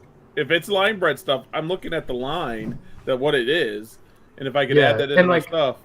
Same thing when you're developing a line, we come across a thing where like the precedent beforehand was that if you're going to develop a line, it has to have a replicated look and they have to stand out like nothing beforehand. And so like the clowns obviously needed more work, hence they had a project because it was so variable even to this day. So kind of just, I don't know, finagled its way into becoming a line or accepted as a line. Yeah, I have a opinion that there's so many lines now. So if you mix stuff together, if you instead of calling it like 6 different crosses, someone just names it what they want to name it. And then take dark stuff, melanistic stuff. You got black pearl, carbon, charcoal, black knight. Yeah, melanistic. And like, that's the thing too. You're just gonna run it. There is no stopping those people from creating those lines and putting them out onto the market. Same situation when we stumbled across Gem Snow, and then Craig was like, "Oh yeah, look, I have Tug Snow," and you're like, "Oh, that's crazy," but like, dude, Tug Snow, Gem Snow, and Max Snow all have documentation of producing supers when paired with each other, and even those let me get in frame. Line bred snows have documentation of producing super snows when paired to a max snow. So isn't that not a line bred snow? Wouldn't that be as incomplete dominant? So like there's a lot of stuff that like people have to really look at what they're talking about, what they're getting into, because people with fresh eyes, they're going to believe what the breeder with 14K on Instagram tells them. And like, that's what sucks is because we had kind of like with Facebook, we kind of had like a good sellers list and a bad sellers list. People who were doing things right and people who were doing things wrong. When you had a new total like social media kind of platform, you had everybody who was able to get a fresh start and like kind of hide the fact that they didn't have those ethics that they should have carrying through those lines, or like breeding things that they shouldn't be working with. Exactly. See, Gary and I talked about that before, that just because you have 20,000, 100,000 followers does not mean you know what you're talking about. It just means you're good on social media. Yeah, and like even that, you don't even have to be good at social media anymore. It's just you just have to post some like viral content, and like you can definitely see the negatives of like viral content in the form of like animal abuse or like shining a bad light on animals, but like you can also see how much good has come from it, and like being reptiles coming out of them being a taboo to most people, and like that kind of happened through COVID within the past couple of years. It's only going up, and like that's my feeling, is that we have a responsibility to help these new people coming in, but like at the same time, like we can't talk to these people if they're not ready to hear. Yep. So things like this, like where we have this platform to actually jump on and talk, where it's not all just mumbo jumbo words mixed up, is really good and palatable information for people who want to be able to sit down and set their time aside and listen to something while they clean some geckos. And next time we have a round table, you got to be on it. He was on our last one. I was on the last. The last one was fun. We need to do that again. I feel like a lot of people would find a lot of rejuvenation because, like, dude, everybody's going through life. Life hits everybody. It doesn't stop for anybody. So a lot of people are feeling the same way that I'm feeling. So we should find unity in kind of leaving the drama at the curb and kind of hanging out and being chill with everybody. And like even the topics, like, dude, Frank reached out to me and like wanted me to hop on a live, and like I talked to Lex and I was like, I want to do it because like everybody, I've tried to talk to Frank in like a calm, complicit manner where ditto, it was just information and like just knowledge, but like it didn't hit. So that's where it became like I can't talk to this person, and like I can't, like he's restricted, stuff like that. Like I just no drama. There was no talking to him whatsoever. See no evil, like nothing. So when he reached out and said that, I was like, I was contemplating it. I was like, that's a good idea because like I'll be able to just talk to him and like, hey, dude, like I know you think that, but like here's the reasons why, and like I'm not trying to shit on you as a person, but like it's not possible. Here's why, and like here's the evidence for it, and like I do want you to be doing better because like a lot of people do like absorb your information and want to support you. So like if you only like change things up and if you do this in a way that's going to benefit your animals and like not work with certain things that are going to cause ailments for your animals, like you could be doing this so much better. Then not like in a negatory way, but like I want to help, you know. That's exactly what Gary said too. I've contacted him. Like he told people that Radar is the Patty Bell. Yeah. He said this, and I'm like, dude, you before you talk, make sure you know what you're talking about. Mm-hmm. And then he's telling people he's been breeding for 3 to 4 years, and I'm like, that's not true. And well, his first experience, like I talked to these new breeders, these 2 individuals that were talking to him and getting all the information from him, and they reached out to me and I reached out to them because I was like, hey, this is like a short road. You probably do not want to take this for what it is. And like, there's also information that like is, here's the correct information. You do with that what you will. And after they found that out, they would definitely like hit me up and stuff like that. But like, they're still cool with Frank. It's just like, that is potentially dangerous if you're starting out and just hearing this regurgitated information and using that as your base of foundations, because like if you start with kind of faulty foundations, you're gonna run into like a crappy building and foundation for yourself in like anything that you want to do, or you're not even being honest fully with the people when you're this giving was like their first information. season, and he was telling these people like wholesaling is where it's at, and like that was like how they would make money in leopard geckos. And like I don't know if how you started leopard geckos, but like if you just start and you jump into wholesaling like that, you're going to get burnt out real quick. It's not going to be something that you enjoy. And then like you're also not going to be able to keep up with any of those babies, all the metabolisms that you have to track, and like you're going to mess up pretty bad. When you wholesale, it's terrible. It's a different game. Yeah. It's a different game. And I tried to tell him that. I reached out for him and I gave him like rundowns of everything, and I just stopped because he used my picture. He used my picture to try to sell his geckos. Yeah. And like I'm aware of the video that he made too. I didn't watch it, but like I understand, but like geckos progress too. Like I understand that, like I don't know what his idea was, but he was saying that like the geckos when they hatch don't look the same as the adults, and I was like, well, obviously that's how the geckos work. But like stuff like that where we talk about this information, like just watch and consume the content like for those people that already are, and like pay attention to the things that you see, because I don't know if you know this, but like most of those adults are in 6-quart tubs and like in a heated room, but like the heated room is like a room heater and a ceiling fan, so you're going to get irregular temperatures and like regurgitated food. You're not going to be working at the animal's best interest. You're going to be working with like what works best for you. And like yeah, you will get babies, and like yeah, you can make it seem however you want to, but like I don't know, like that's why it doesn't make sense to me. Yeah, and it's hard for me to understand, so I just try to stay away from it. He did 2 videos. One, he did a video talking about he bred deformed animals just to produce numbers for wholesaling. I don't know if you've seen that video. Like ones with feet that were on backwards and just to produce numbers. And he did a video on that. And he talked right about it right on there. But then he did a video about our little round table we had. And he said, well, now he was running down everybody and going through the video. And then he talked about you. He said, Bubba here threw this question to Angela over here just to start. He thought he was trying to blame like you were starting trouble, and everybody else was just like whatever over the Enigma thing, you know. And it was like nobody said anything. He would just ask a question. Just to start get the conversation going, you know. Yeah, that's what you did. You just asked a simple question. And also, like, to preface that, Angela asked me to ask about Enigma because she wanted to get it out of the way to talk about it anyway. So it's not me trying to start stuff. It's like I was also trying to look out for my friends because, like, me as a friend, like, I cared about my relationship with Angela and Tony. And even though they bred Enigma, like, there was no scientific paperwork that proved them wrong. They were trying to figure out what was going to be able to work with them and like trying to figure out their own hypothesis.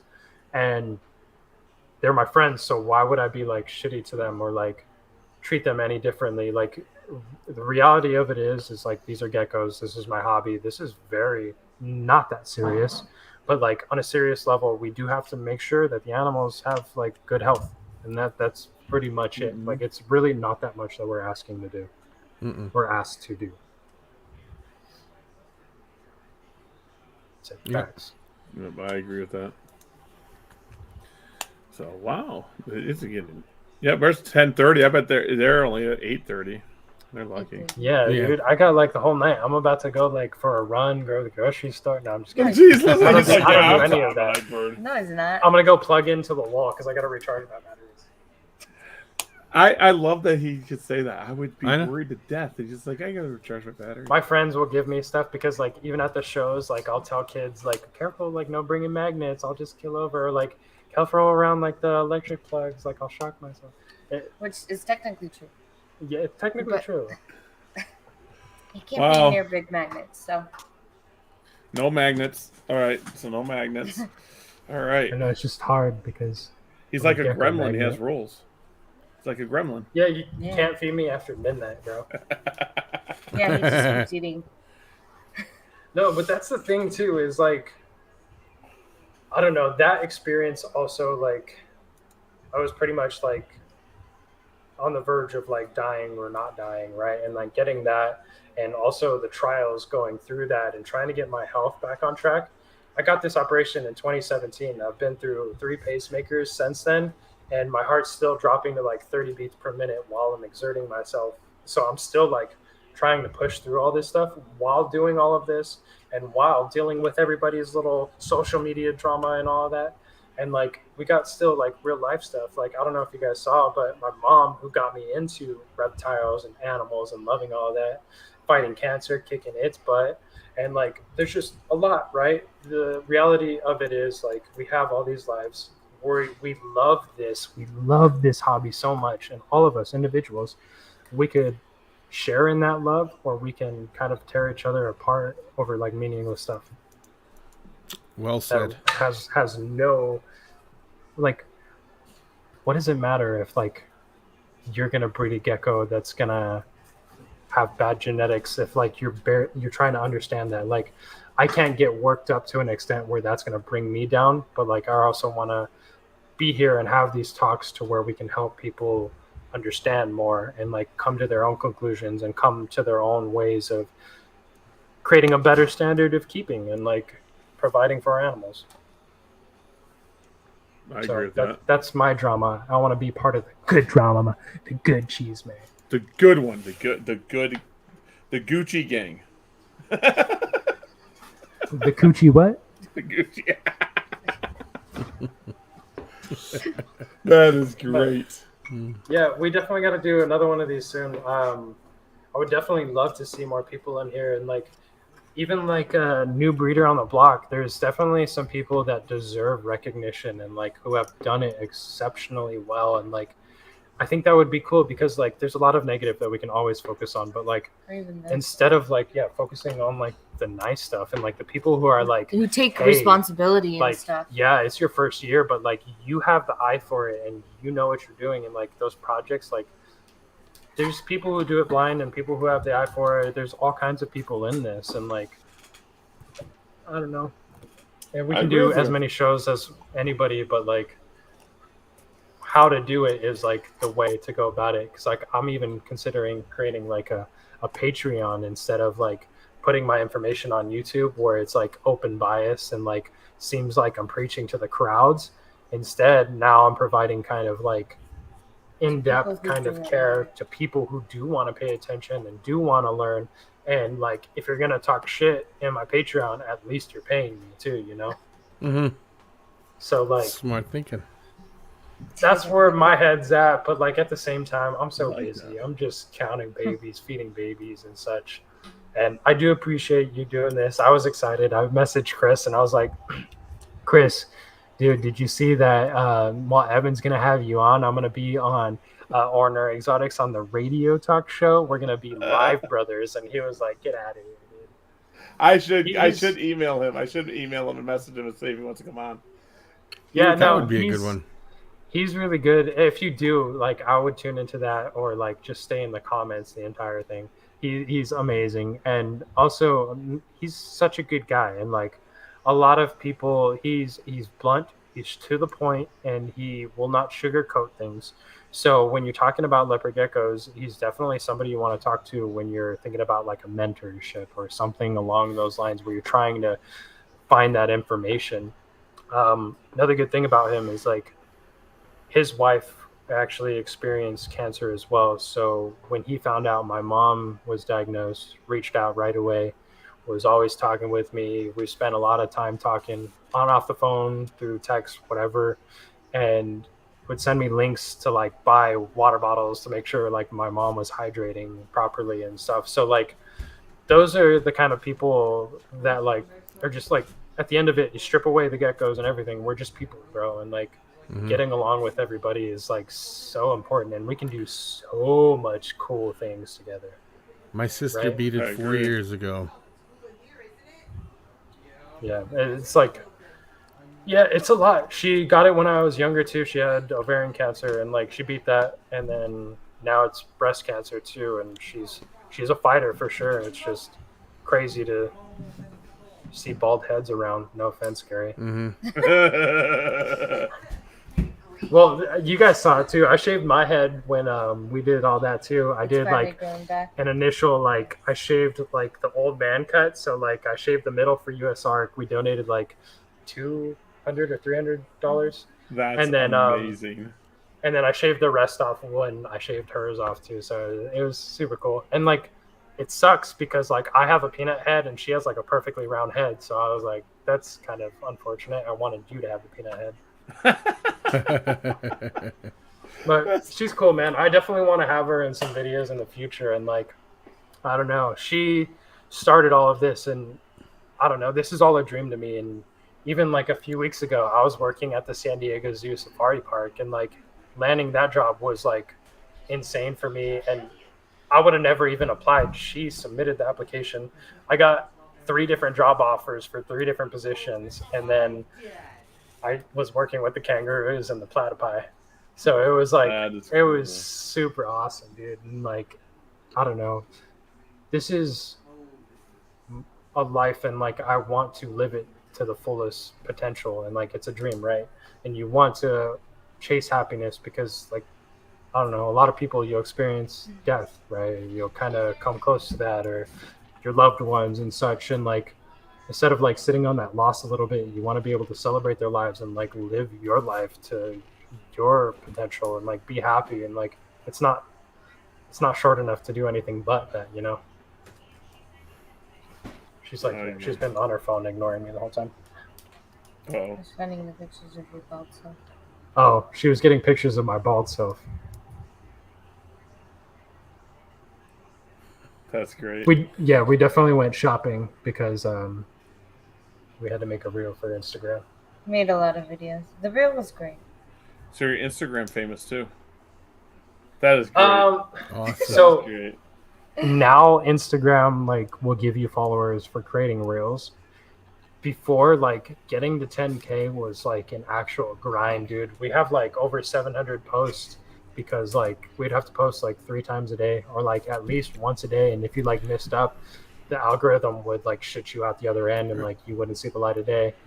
But now forever to get to 1,000 on Instagram, but now I'm halfway and like truly 2,000. Blessed for sure, because I think within a year that we like downloaded Instagram and we were like, hey, let's use this for like pictures for the reptiles. Like, I think we almost hit 10K in that year, and then like right after I hit like 14K. But like I haven't posted anything, so it's like stagnant, and I don't like making reels for the most part because my iPhone quality sucks. So like it's not an accurate representation of the animals. But then when I use my camera, it's such a major difference that people are like, oh my gosh, it's Photoshop. And I'm like, I'll send you a video of it. Or like, how about instead of you saying it's Photoshop, actually buy an animal from me and be surprised that it looks better in person. Yeah, that's the way to do it. And like that's how it normally is. And like Photoshop too, like I take pictures. I like taking pictures, and like anybody who takes professional pictures, don't listen to him, egghead. But yeah, anybody who takes pictures like that, you're definitely gonna have to edit them. I didn't know I could see the comments. Yeah, you had it off the whole time. Yeah, we got. Dang, there's a lot of people in here. Yeah. Hello, everybody that watched us, who's probably already asleep. Oh, she's scrolling through them right now. Frank, is that Frank the Tank? Like that is the Frank? Frank. No, he's the Frank the Tank's a lot cooler. Oh, I was like, don't let him call you an egghead. It's like, don't talk to Gary like that. I don't think he'll come. I don't think he'll come on here. I haven't responded to him because he did. He emailed me apologizing to me about everything he did, and I just thought it was another bait and switch type thing, so I just ignored it. That's what I did. He sent me one of those too, and like he sent me a thing where he was also like, I don't want to get your heart rate up because I know you have like heart issues, and I was like, I'm not. You're like I'm chill. not tripping. Yeah, I was like, I'm good, but like I tried to understand it. It's just some people's minds don't work the way that you can understand sometimes. Yes. Yeah, He's some the people were ethical saying Frank. oh my gosh, that's not a compliment. I'll take the well, Frankenstein. We'll do a Frankenstein. Texas Kid Reptiles. I want to meet this kid in person. He seems We're gonna like have him on the super show. bubbly. We're gonna have him on the show. Yes, I will tune in. When are you guys having him on? 20 something. Yeah, I don't know exact date. I got it written down somewhere. I think it's 22nd. Yeah. That's 22nd. Because we're gonna have Emily Oh. on next week. We're gonna have Emily on about some isopods. We're gonna talk about some bugs. Well, they're not Oh, bugs. okay. They're Land shrimp.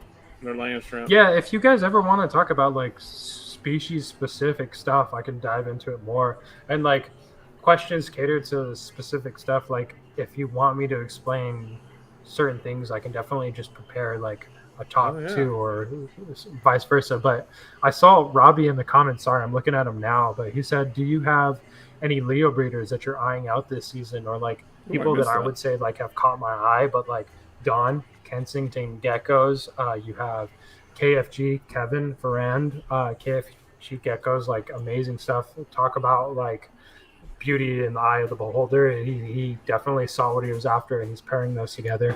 You got clouded stuff from Orner Exotics. You got DA Exotics hatching out everything. He has 18 geckos hatching out every 30 minutes. I have DM proof of them because I have pictures of all of them. That's great. I love it. Yeah. Big geckos make big geckos. Yes, they're not wrong. Sorry, I'm going through the comments still. I scared myself with my own fart. That's the Frank the Tank guy you're talking about. Yeah. That's your buddy. Yeah, he's awesome. Said Big Pollen gang. Frank the Tank got a pair of bloods off me on a contest. Well, not a contest. It was Wally's Christmas thing. Yeah, it's 12 Supreme Days of Christmas. So I sent him a pair of bloods, trumpet of blood. That is freaking sick. Yeah, dude, I want to send people. Like, that's the thing. I have my chiropracts ready. I have these animals like ready in a sense, but like I haven't listed anything, and like the animals that have sold, they've already like been listed on Morph Market like as their listings and like sold. But like I am so excited to send out animals this year and like have people receive our animals and like get boxes from us. We try to make every box like an experience. Well, I and, seen like, the box you sent to Miguel. That was a crazy box. well, obviously, like, not every well, box is packed like that because, like, Miguel is just definitely, he showed a lot of love to us, so I wanted to make sure he was taken care of. But, like, the seals and everything. We put a lot of thought into that, and like we do like I care about the animals, and like I'm trying to upgrade like shipping all the time, and like the way that we ship our animals now, I'm using more like deli containers, and well, not deli containers, but like storage containers, like food prep stuff almost, instead of like the deli cups, so they have more like floor space, but it's not bouncing up and down all the time, like stuff like that. But yeah, I don't know, I love it. I just want to send all the animals, and sending that stuff to Miguel was awesome. Those ball python breeders have been in my DMs like crazy, trying to like, yeah, like, hey, can you send them out to Mexico? And I was like, kind of illegal, but like the other stuff, like we have an export going out to Spain. We have one potentially going out to Canada. There's other ball python people that are like getting into it and starting their kids off with leopard geckos. So like that stuff, I'm all about that. I'd love to send out animals to people and like creating that experience. Like all these animals now, they're coming with care sheets, how to gut load your animals, how we keep them, how we upgrade them into different size enclosures, when we upgrade them, the house certificate that comes with all their information when they were born, their activity tracking if they choose to like actually look at that, and like a clean fecal. Like everything is just super well thought out, because leopard geckos, they're all going to be kind of related relatively soon, and you're going to see a lot of that compounding on itself. So just keeping track, start trying to stay ahead of the game. By the way, Gary, the blood male is an absolute sweetheart. He's probably the calmest Leo I've had. Jeez, seriously? Yeah, that's it. He's like, that gecko would try to rip my head off. M7 stuff, I have spotted stuff that I'm trying to make it orange background with black spots, like tons of black spots. Every single one of them are crazy. Every single one. That's awesome. Yeah, I mean, getting the black to stick, the melanin to stick in the clown stuff is what I'm after, because I want to create those like quad stripe stuff. You saw those? Like those are really fun to me, where they have that like underlying orange beneath that stripe. What I'm scared of is all my bold stuff, of course, is gem snow. Well, we'll say snow. So if I breed that into the tangerine stuff, it's just going to be counterproductive. But Yeah, I might need that bold, though. I might need that bold. I feel that. And like, so last year I actually paired up that a bold stripe female from Huff's Herps. I think it was low possible het tremp or any clips, and hatched out a snow from that. And I was like, was there any snow in this? And he was like, no. And then later on, he was like, the grandmother is gem snow. And I was like, well, then there's snow in it. So like hoping I can have more babies hatch out either snow or non-snow from that pairing again this year, so I have more kind of babies to go with. Yeah. But the original thought was like, he's like, I've never hatched out of snow, maybe it's anemic. And I was like, I've hatched anemic, like an anemic animal, like I know the difference too, but like also being able to have that documentation, like I shouldn't ever go off of one baby for something like that, you know. So hatching out more is definitely like needed. But like stuff like that, like snow in those lines, because snow will pull out color, and like getting snow to hold color is a lot harder. And like same thing with like eclipse, white and yellow, those bold stripes are gonna be harder to stick, because those are genes that displace pattern, mess with it. So like certain genes that you're trying to create with these combos, that you want to make sure that you have this information that you built up through like talking to people or like experiencing yourself, to where you can create the things you're envisioning in your mind a little bit faster. Yeah, I'm scared to put snow and stuff. I'm scared. I don't want to put snow in any more stuff.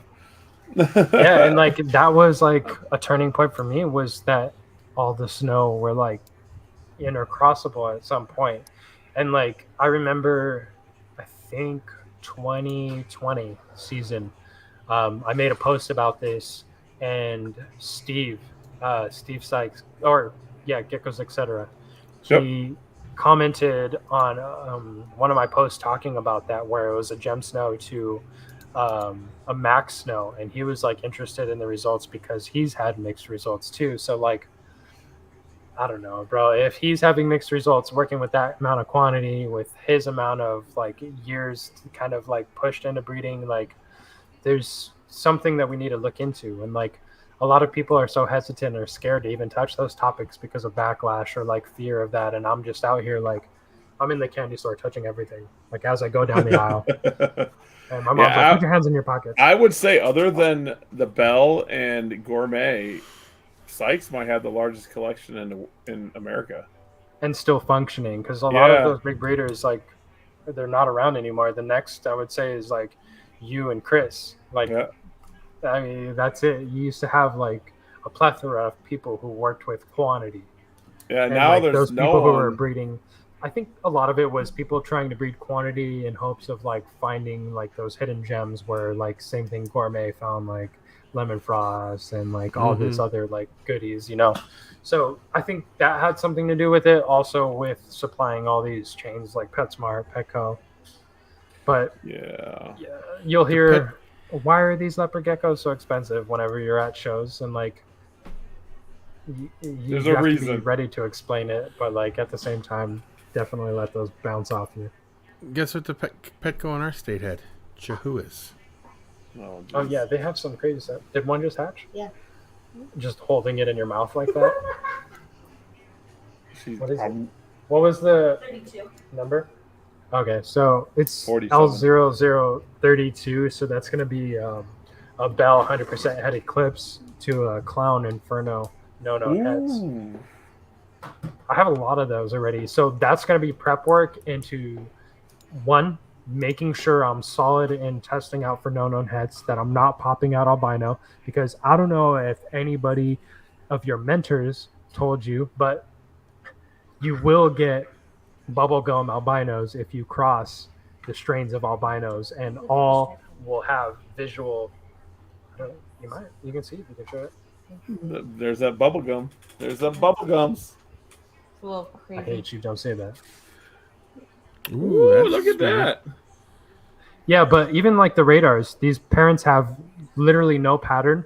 They're still coming out with bold stripes. And like, that's not bold stripes, obviously, but like you can see on the tail, it's influenced by bold stripe by having that very solid pattern going through the tail. Yeah. And like having that pattern in that tail is kind of hard. It's not going to last probably, but indications that it's there, it's present, and it can be worked upon. That's what I'm talking about. But I forgot what we were talking about on the bubblegum. Yes, the bubblegum bubble. albinos. Because all three are kind of interbreedable. If you breed a Tremper to a Bell, you can get visual albinos, and same thing with Snows. They're not going to be able to tell the difference. So that is definitely a big concern, because people are pairing stuff like Bells to Mandarins, and like Bells to like Black Knights, and like they're trying to shortcut this stuff, but like, hey, that Black Knight that's pure, that it just proved out for Eclipse, might also have some Tremper in it, the one that you're trying to pair up to your Bell. So things like that, like, you have to be ahead of, because with albino, they can visually express it all, but same thing, it's like the original article where it talks about a leaky pipe in a house. Either the albino strain is one leaky pipe, but if you have three albino strains in one animal, that's three different leaky pipes in separate locations, leading to an overall loss in foundation and integrity of the structure of like the animal, because there's a genetic mutation in three different locations for the albinism, but still visually only showing one. So it's a lot to think about. That's a perfect way to put it. Yeah, I cannot take credit for that. That was an article probably dated in like 2003, 2004. This was like when you had to hunt for information. Back in the forum days. Yes. I saw lychees at a pet shop for $3,000, and it looked like they were suffering. Yeah, stuff that's harder to breed, or like that isn't so easy to reproduce, to where you're taking the animal in and spending 2 years to be able to breed it. Those animals are obviously going to have more value to them right off the bat. But like, same thing in the work that we're doing with leopard geckos and such like that. That work should still be valued equally as much if you're spending the time in it too. Well, the Petco that had the Chihuahuas in it, they had a whole bunch of males in one enclosure, and they rescue group went out and bought them all. at half price because they were like trying to kill each other. Yeah. When I first got the pacemaker, I kind of only worked in aerospace for a little bit longer because it was kind of breaking my body after that. And when I quit, I kind of took a second with kind of the help of Lex to figure out what I wanted to do. And I was like, let me work with animals. My dumbass. I went and started working at PetSmart. I became like a manager within like a month and a half. And like through my experience there, I was able to talk with some of the vets that we work with, some of the suppliers and such. It's just that they don't know. They don't know all this information. The vets don't know. How many vets do you know that have experienced reptiles or worked on any reptiles? It's very small. It's very minimal. And so like the private sector of like private collectors and such and like zoos, like we're kind of leagues above that department right now. So like I'm not saying treat your animals by yourself, but like at a certain point you're going to be kind of dependent on to give them that information or work with your vets, your local vets. And if you're running fecals, that's relatively easy to do if you're going to be always in there running your fecals and making sure your animals are always healthy. Just giving them that information and be like, hey, maybe let's not do a square stitch here because that might include some necrotic tissue. Let's do instead of stitches, let's not do stitches. Let's do a topical cream because gecko or like any reptiles for the most part, they shed and they have a really good capability of regrowing their skin cells and such. So stuff like that. And like moving across and like going through, like I experienced a lot of that stuff with Abronia and like people having wild caught Abronia trying to take them to get treated at vets, and like vets just give them like a bullshit kind of diagnostic because they don't even know what they're talking about. Well, that's like with egg bound females with the ball pythons. Now, with my experience is, if the female's egg bound, you leave her be. It might take her a month or so, but she will drop them eggs. Don't bug her. If you want to help out, you can increase the temps a little bit. Yep. Like you can make sure that they have the laying material, they're comfortable. But people used to give me a hard time about that. Even vets were like, "No, we got to go in and get them." I'm like, "No, that egg is in there. It's coming out." She could be swollen in there that's stopping the eggs from coming out or anything. You just got to let her relax, calm down. Muscles relax. Sooner or later, they're coming out. We had one hold one for 4 months, I think, and they came out a couple eggs, and then it was kind of weird because I cut the egg open. It was like a hard-boiled egg on the inside. Yeah, so like at some point, like that's what happens when egg binding happens, is that they'll kind of calcify. Mm-hmm. So like there is kind of like a time frame where you want to, for the most part, your animals are going to take care of themselves. And like, provided your job is to get the husbandry on point so that they can do what they're meant to do. And like, that's the name of the game. And like, once you're doing that, the room for error is very small. And like, you're not going to really run into a lot of mistakes if like you're making sure that you're on point with your kind of keeping. I watched a video of a guy who's kind of, I'm going to say, he's social media famous sort of to a point. Got a big following on YouTube and stuff like that. And he had one that was egg bound, and he forced it wasn't Gary, no. And he forced the egg out, and it pulled out like the ova and everything. I mean, he forced it out. Yeah, I don't know if you, like snakes, like hognose, it's like a web.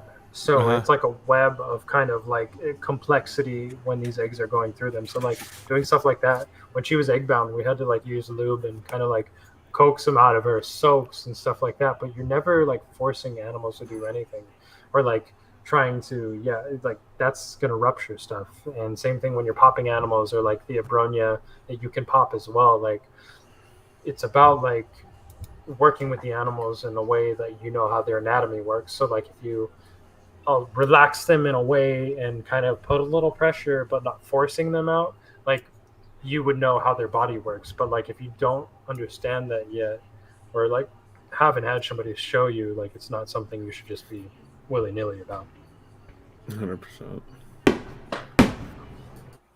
Oh, they got me. Uh-oh. We shot him, we killed him, he's gone. He's over. Sorry, buddy. I said sorry. It was me. Yeah, I'm internet famous.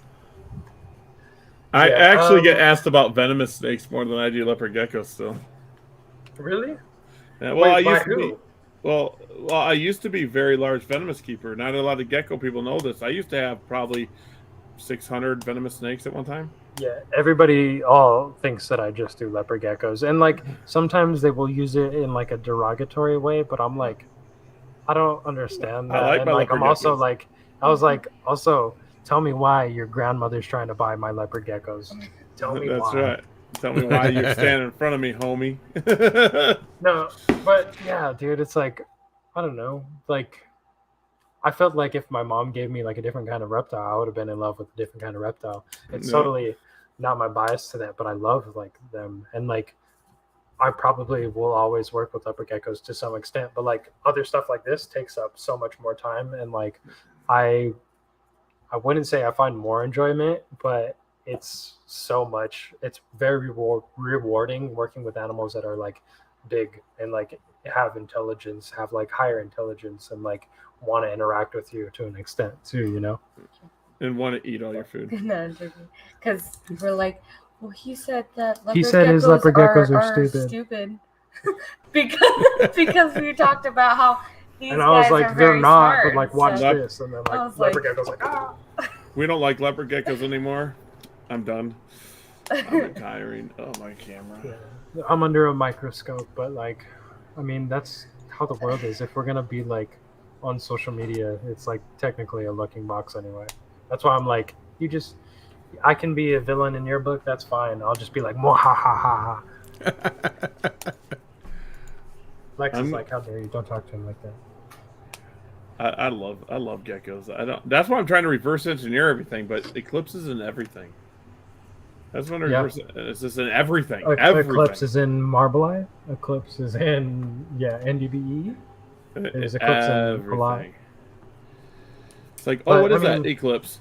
That's why it's also like, I think more, I wouldn't say beneficial, but rewarding and fulfilling to like do the work and like test out this stuff, because like, I don't know, to me that helps me sleep better when I do my pairings and stuff like that, where I know what's going into my stuff, and like, hey, I can feel safe like sending this out to this person. They're not going to be confused like, what the heck is this? I didn't expect this, you know. Exactly. So, that's all. But oh, we hit the 3-hour mark. We did it, boys. Yeah, we did do it. Yeah. We're might Somebody have said to. Gary, we might- internet famous. I am internet famous. I am. I got 3 followers. 3. I know. Yeah. Well, dude, I remember One, I got two, 4. and 3. the first 1, 2, like 3. time when I started the first YouTube channel, like Reptile Insanity. I remember like getting like 10 subscribers and like just being so over the wall, because like I don't know. You just mentioned that you got 1,000 followers, right? But like, imagine 1,000 people in your home checking out all your stuff and all your animals and like appreciating it, and like that's what it is, dude. Like, and so like I am very blessed by that, and like, but like I also don't let it jade me in a sense. Exactly. That's the way I am. If people want to watch, people want to follow. I do joke around. Have you ever seen the movie? What is it? Out of Snakes My on a League. Plane? Out of My League. Oh yeah, that too. And then that they're bowling, and that guy goes, "Yeah, I'm on Facebook. I got like 7 friends." Well, that was me back in the day, dude. I didn't even get a phone till I was like 15. Like, even when I was like writing to my friends, I'd have to write them letters or call their mom up on their phone and be like, "Hi, Mrs. Smith, can I speak to Jeffrey? Can he play with us?" Or like stuff like that. Like, I feel like people don't know how to talk to people no more. Hey, do you know what's really bad? They didn't have cell phones when I was 15. Hey, when I got one at 15, everybody and their mother had them. Yeah, I didn't have cell phones when I was a kid either. So Yeah, me neither then. yeah. You mean I know. With the pacemaker though, I feel 65. I wasn't I was born before. Who's the guy that invented the internet? Gosh dang it, Bill. Jeff Bezos. Yeah, Jeff Bezos. But there's a guy that ran for presidency that said he invented the internet. I forgot who it was. Well, like if I had a time well, he didn't machine, say he like, invented it. imagine- What he meant is he sunk money into it to make it advance when Bill Clinton was president. Yeah, I can't think of his name. Who was it? Oh, so he's affiliated Gore. with the Clintons. Gore. Yeah, Oh, well, Gore. you just Gore. mentioned them. Now they're gonna come for you. They're gonna assassinate you at your house. Yeah, I know. They're gonna. Yep, we're done. We just got in Clinton. They're gonna Remember when assassinate us. people communicated with plastic cups and strings? I don't trust this guy. He was the guy to fart in his cup on the other end. Yeah. How did they do answering machines back then? Yeah. Well, like, remember having to text and you had to hit the same button like 5 times to get the one you were looking for? No, wait a minute. Do you Like, remember? we didn't even have phones. Do you remember having a pager? pager? Yeah, I had pagers. But I was already older when the pagers came out. So I hated a Did pager. they- I had one, but I'm Did like, they have now I color gotta find. television? No, Uh, I didn't have. that was black and offensive. white. That's offensive. We had the big box TVs. How No, about the yeah, I had consoles? one when I was 15. I still had my thing was like this thick. Yeah, I used to use it like almost as a desk because it was so heavy. That's awesome. See, now we got TVs. Now I'm sitting in front of three 36-inch monitors. I have 3 monitors in front of me. Oh, what kind of species? Varanus, what? Oh yeah. See, I like that. They're all Niles. Varanus, 650p. Oh That's awesome. my PC too is old for what it is, but it's still a monster. It's old. It's like 3 years old. For a PC, Oh, it's he's a old. PC gamer. You're a League of Legends guy, I can tell. No, I play Apex. Oh, dude, guess who just got diamond in Apex this year? Did you? Yeah, I did, but on the mobile because like I don't have time to play on PC anymore. I haven't played. I was good at Pong. Oh, Beer see, pong? Pong. I haven't played in about Pong, maybe you know, 3 you to got 4 TV? weeks. But the last 3 seasons, I was a top 500 player. That's crazy. Yeah, I mean it's complicated, but it's fun. And like I started playing it because like a few of like our hurt buddies played it when we were over at our house, and I was like, they tried playing Fortnite, and I was like, okay, no. No, And then Fortnite. like Apex was okay, but what were you saying? You said like a lemon that you squeeze it. That's what you guys had as toys. Yeah. No, Pong. Didn't you ever hear the game Atari Pong? You look it up. Oh, the two. Oh, where it's like Yeah. bing, bing, bing, bing, bing, bing. Yep. Yeah, I Or, was like, you know- what is he doing? The big one was an Odyssey when it first came out. You stick the little Odyssey, thingy to your yes. TV. I had And the then you OG would- Game Boy. That's as much as I can get. Not the square one, but like the long one, like that, Oh. where it had the little light that came over and you had to run the little LED in the dark. But Right. things were tough But when you were a still- kid, huh?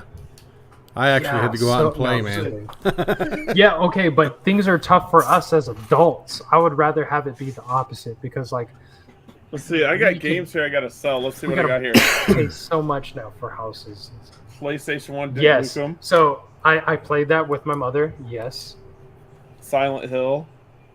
Okay, No, no, I I had don't that play with my- scary games. I played that with my kid. Resident when he was Evil. a kid. Remember the dogs jumping through the mansion? Yes. I stopped playing immediately Three when the of dogs these. come through. I was like, Okay, nope, not Now doing you're it. talking about the very first one, right? Yeah, when they went to Yeah. Raccoon City. Yeah. Yep, I used to play that with my What else I son got? I'm looking at when it Yeah, came no, out. dude. Even when the graphics were horrible, those dogs still scared the life out of me. And I was like, zombie dogs, get out of here. They run fast too. Miss Let's me see with what that. else I got. I got Double Dribble for the NES. Dang, Well, bro. I eBay. I used to You eBay. really do need to create like a man cave down there and just have like a gaming center. NASCAR. Okay, the best part of those NASCAR games is driving backwards and crashing into everybody. Yes. And what's funny is this one here has never been open, but the case broke. It's never been open. I feel like that's your bad. Yeah. You did that. I used to own video game stores and thrift Have- stores. I feel like you're like similar to me in a sense where like you're like a jack of all trades. Like Yeah. you're gonna do it and like make it work. Yeah. Have you noticed, Gary? He's slowly turning all the lights off on us. It started Hey, on one they're side, automatic it's been working timers. through. I even extended it too. I was like, it's probably gonna last a little longer. I'll Yeah. extend it for tonight. Rocking and rolling. But yeah, I mean, like, dude, he said 1 hour of radio for the kids and off to bed at 7 p.m. How dare you, Frank the Dead thing? No, there is no off to bed. We don't do bed here. No. Well, especially on ship days, dude. I don't sleep at all. See, that's what I'm talking about. I'm Yeah. like already. I go to bed after it checks out of Memphis and arrives at the hub. I'm like, hey, go pick up your box, and then I'm like, all right, I'm going to bed. Everyone should have a crypto card too. Make sure you type in all the digits. Somebody save that in the chat. Everyone should have a crypto card, and everyone should have a quick trip card. Quick Trip loyalty. I don't know if it's the same, but I definitely have like a few arcade tickets with like a few couple tokens on them for the bowling alley near my house that I can scrounge up if we're doing like a giveaway, if that's what's going on. No, I was just like this. I'm going through my. You hear Lex? She said he's going through his purse. I was just getting rid of some. I have a card here for Wells Fargo, my bank, because I have a banker. He said for all $3. For all $3 yeah. money. No, I need to hire somebody to do what I do because like I just want to be able to look at all the geckos all day. So like, if somebody could do everything else. Yeah. Okay. Anyone want to volunteer? Look. Bam. Dude, she's on it though. She's like cleans the gecko. She's like, hey, I already fed the baby rack today, and like so and so hatched. And I was like, thanks for pulling the babies out of the incubator. And then like, also thank you for cleaning my rack. But like, did you do it right? Did you do it right? Oh, there is a spec. The first season we ever had, well, I ever had eggs to like watch hatch out. Every single time they hatched, I found them. And he got so pissed off. Well, it's like beginner's luck, dude. It's like, it sucks because like this is my favorite time of the season. And then like I like going and seeing, oh my gosh, look it, it's a baby coming out of the egg. And now she's just like, look it hatched. And I'm like, okay, like go put it back in the incubator. Let me find it. I do that sometimes. Don't let him know. I know. Or else I wouldn't find any babies. I'm not lying. If it's really early and I'm like, I gotta go to work. He can find it later. Yeah, but she tells me like halfway through the day, she's like, hey, go look in the incubator. Okay, but when my snakes started coming out, he had his face up against the glass and I couldn't see anything. So like, that was my first time breeding snakes. Your first time. That's great. Yeah, she went around the house and she's like, I'm the only snake breeder in this house. She was flaunting it right away. Yeah. Wow. I mean, is it true or is it true? Luna Geckos popped in. Luna, where's Luna? Oh. Look at Luna Geckos. He said, holy shit, David's here. What up, Big G? He owns like 7 casinos now. Okay, I saw this like relatively recently where he was posting, I think, on his profile, and I was like, I kind of put 2 and 2 together, and I was like, he helps run or facilitate a casino, but then I'm also watching, what is this movie right now? The Ozarks, and I was like, oh, he works for the cartel. He's laundering money for them. Gary's like, what? Have you seen the Ozarks? Yeah. Luna, do you launder money? Yeah, is that Luna? Do you launder money? He's like, damn, they're onto me. He just left the chat. That's why he moved. Now he's moving again. We lost him. He's going to Puerto Rico this time. No, yeah, I could tell he got like super busy, the kind of with work and everything too. But like, Luna's always like kind of grinding too. Oh, he loves that show. He's going straight to bed. Yeah, no, dude, I like binge watched it. Like, yeah, it's a good show. And like, I was also like, cool, I can launder money through this gecko business. Business opportunity. In the geckos, like I'll do in their hide boxes, I'll just sneak in some bee pollen. There it is. You got it. I think we got it figured out now. Everybody in that show should die except Marty Bird. Wow. I feel like all of them are definitely taking advantage of Marty, and Marty's just like he's a super good guy, just trying to take care of his family. Sound familiar? I'm just gonna be like, no. But how is everything, guys? Was this a good show? Did you guys have fun? Good show. I had a blast. This was a great one. Yeah, I mean, like I always love doing these. I always get a little anxious before everyone, just because I'm like, I get to talk to my friends. But it usually always goes well, and I find everybody that be quiet. A lot of people will tend to message afterwards, and they're like, "Hey, that was so good," and like, even if it's just one person learning something new, that's all that matters. That's all that matters. But if you need help, if she's keeping you hostage, blink twice. No, They're so have all you looking noticed? at- She She started became blinking. increasingly closer, and she knows I'm not like a personal touch type of person. So she's doing it on purpose. There's a bubble. There's a bubble. But yeah, Luna Gecko said, David, yeah. So Big G had some anemic geckos hatch out recently too, and like a lot of people are hatching some of those. Like, I wouldn't say recently. It's just like more people are working with leopard geckos, so you're going to see it more often. Yeah. It's just kind of like a rare thing that happens. I've had one hatch before, but after that one hatch, I was like, I got to figure this out. What the hell is this? I was like, this is the first of its kind. But I was like, that's irresponsible. Yeah, it was a white gecko. The two white geckos. They were kind of white.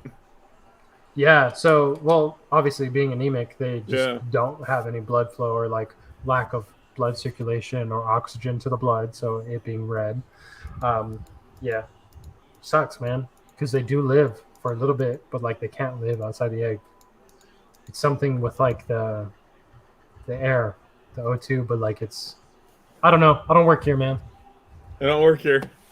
Well, I had people don't know this. I had my very first hatchlings this year at the facility, and it was a white and yellow and a bold, and it lived 20. I don't know, 24 hours. Next day when it was the white and yellow was dead. What the heck? Yeah, I've hatched tons of more after that. Now I've hatched more. But Yeah. my very first. Well, one maybe it like, was just cool. like the one to get out of the way. I feel like I don't know things like that. I try to, hey, that's Positive. the one. It's out of the way, you know. I was so And, like, upset. same I went thing. in there to show my daughter because they weren't there there to see it. I went in, I'm like, here, and I just looked down, like, are you kidding me? Dude, I hate those moments. Those like gut wrenching moments because like I don't know, working with these animals still at the capacity that we do, loss hits us just the same. We Yeah. care about these animals just the same. So like dealing with that at any capacity still freaking sucks. Yeah, it can be very devastating. Yeah, and also I didn't mean to predict that in kind of like a negative way. I just like I thought mine was gonna make it, Luna, and like I sat up waiting for it and trying to make sure that I was gonna sit there. So like I try to just make sure to spread that information if I see something that's where they're like, hey, I don't know what this is or something. What do you think But causes yeah, it? anemic geckos. Dude, in that pairing that I did last year, the anemic gecko, it was from gem snow bells that have laid pretty poorly for me. And I've just, after this season, I made the decision not to breed them. It's just because, like, even this year, she, like, laid 2 good eggs, but then, like, just didn't handle the rest, like, weirdly. She didn't even, like, lay anymore. So, things like that, some geckos just aren't meant to breed, or they might just be too messed up. We can't rule anything out, you know. It might be too related already. I don't know. I really don't know. It's all up to speculation. And then you also have, is it a supplementation issue, or is it more something like an oxygen exposure issue? Like, was there something that happened along incubation that made it develop this way? But like, I don't know. You know, like it sucks. Like, and my heart goes out to all those people experiencing that. And like, bro, I want all these babies to live and hatch healthy as can be, but sometimes it just doesn't happen that way. Sometimes we mess up on supplementation or don't get it right, or we get in animals from different places that we didn't raise ourselves and weren't there to supplement everything that we possibly could. So some things are out of our hands, and like, I don't know, you can't be black and white in this hobby. It's hard to do. Mhm. Yeah. Oh man. Yeah. Yeah, it sucks. it I is. just read to. Oh. So anything you guys want to add, we could cut it. It's been 3 hours and 24 minutes. Wow, big Yep, show. been a long one. It's been a good some one. good information. I think I can have like animals next time to show or figure out how to show this with better quality or something along those lines. But I do appreciate you guys spending the time to have me on too, and like just be able to have these conversations where people can hang out with us too. Yeah, dude, having you two on was amazing. It's awesome. Yeah, thank you. She's about to Yeah. unbox Oh. some more worms, but More worms, don't eat them. she hears you too. Definitely will. Thank you. I'll just get sick. I'll unbox it with you guys real quick to see my throat close up. Yeah. Just nice. But yeah, 100%. Yeah, we will do this again. I promise you. I was Yes. excited when I asked you, and you're like, "Let's do it." I'm like, "Yes." Dude, I'm always down. And like doing stuff like this. It was a good kind of like getting back into it for me too, because I do want to try to post a little bit more. No promises, but we'll see. TikTok. She's TikTok famous. Just let her TikTok it. I know it's weird because it has like almost the same as like our Instagram too, where it's like it was following pretty close. It's TikTok. Yeah, it's TikTok. Famous TikTok. I know. I need to have her like do some dances with some lizards or something. We got it. We're gonna see it. I expect to see it by 10 o'clock tomorrow. Okay, sounds good. All right, guys. After this show, I'm gonna take a pee break for 10 minutes, Sweet. like the Austin Powers one. Like, Yeah. Yes. That's awesome. Thanks, you guys, for being on, and thanks everyone else. You got anything to add, Andrew? No, it was just great to have you on. Thank you. We're gonna have a round table, so you're definitely part of it. So, Thank you guys. I appreciate you guys. Yeah, thank you guys. Have a wonderful night, and I'm glad you guys' seasons are doing well. And like, congratulations again on the facility, and your fertility is off the charts. Rocking and rolling. Yeah. Peace. Thanks, brother. Thank you guys. We'll catch you guys later. Good night.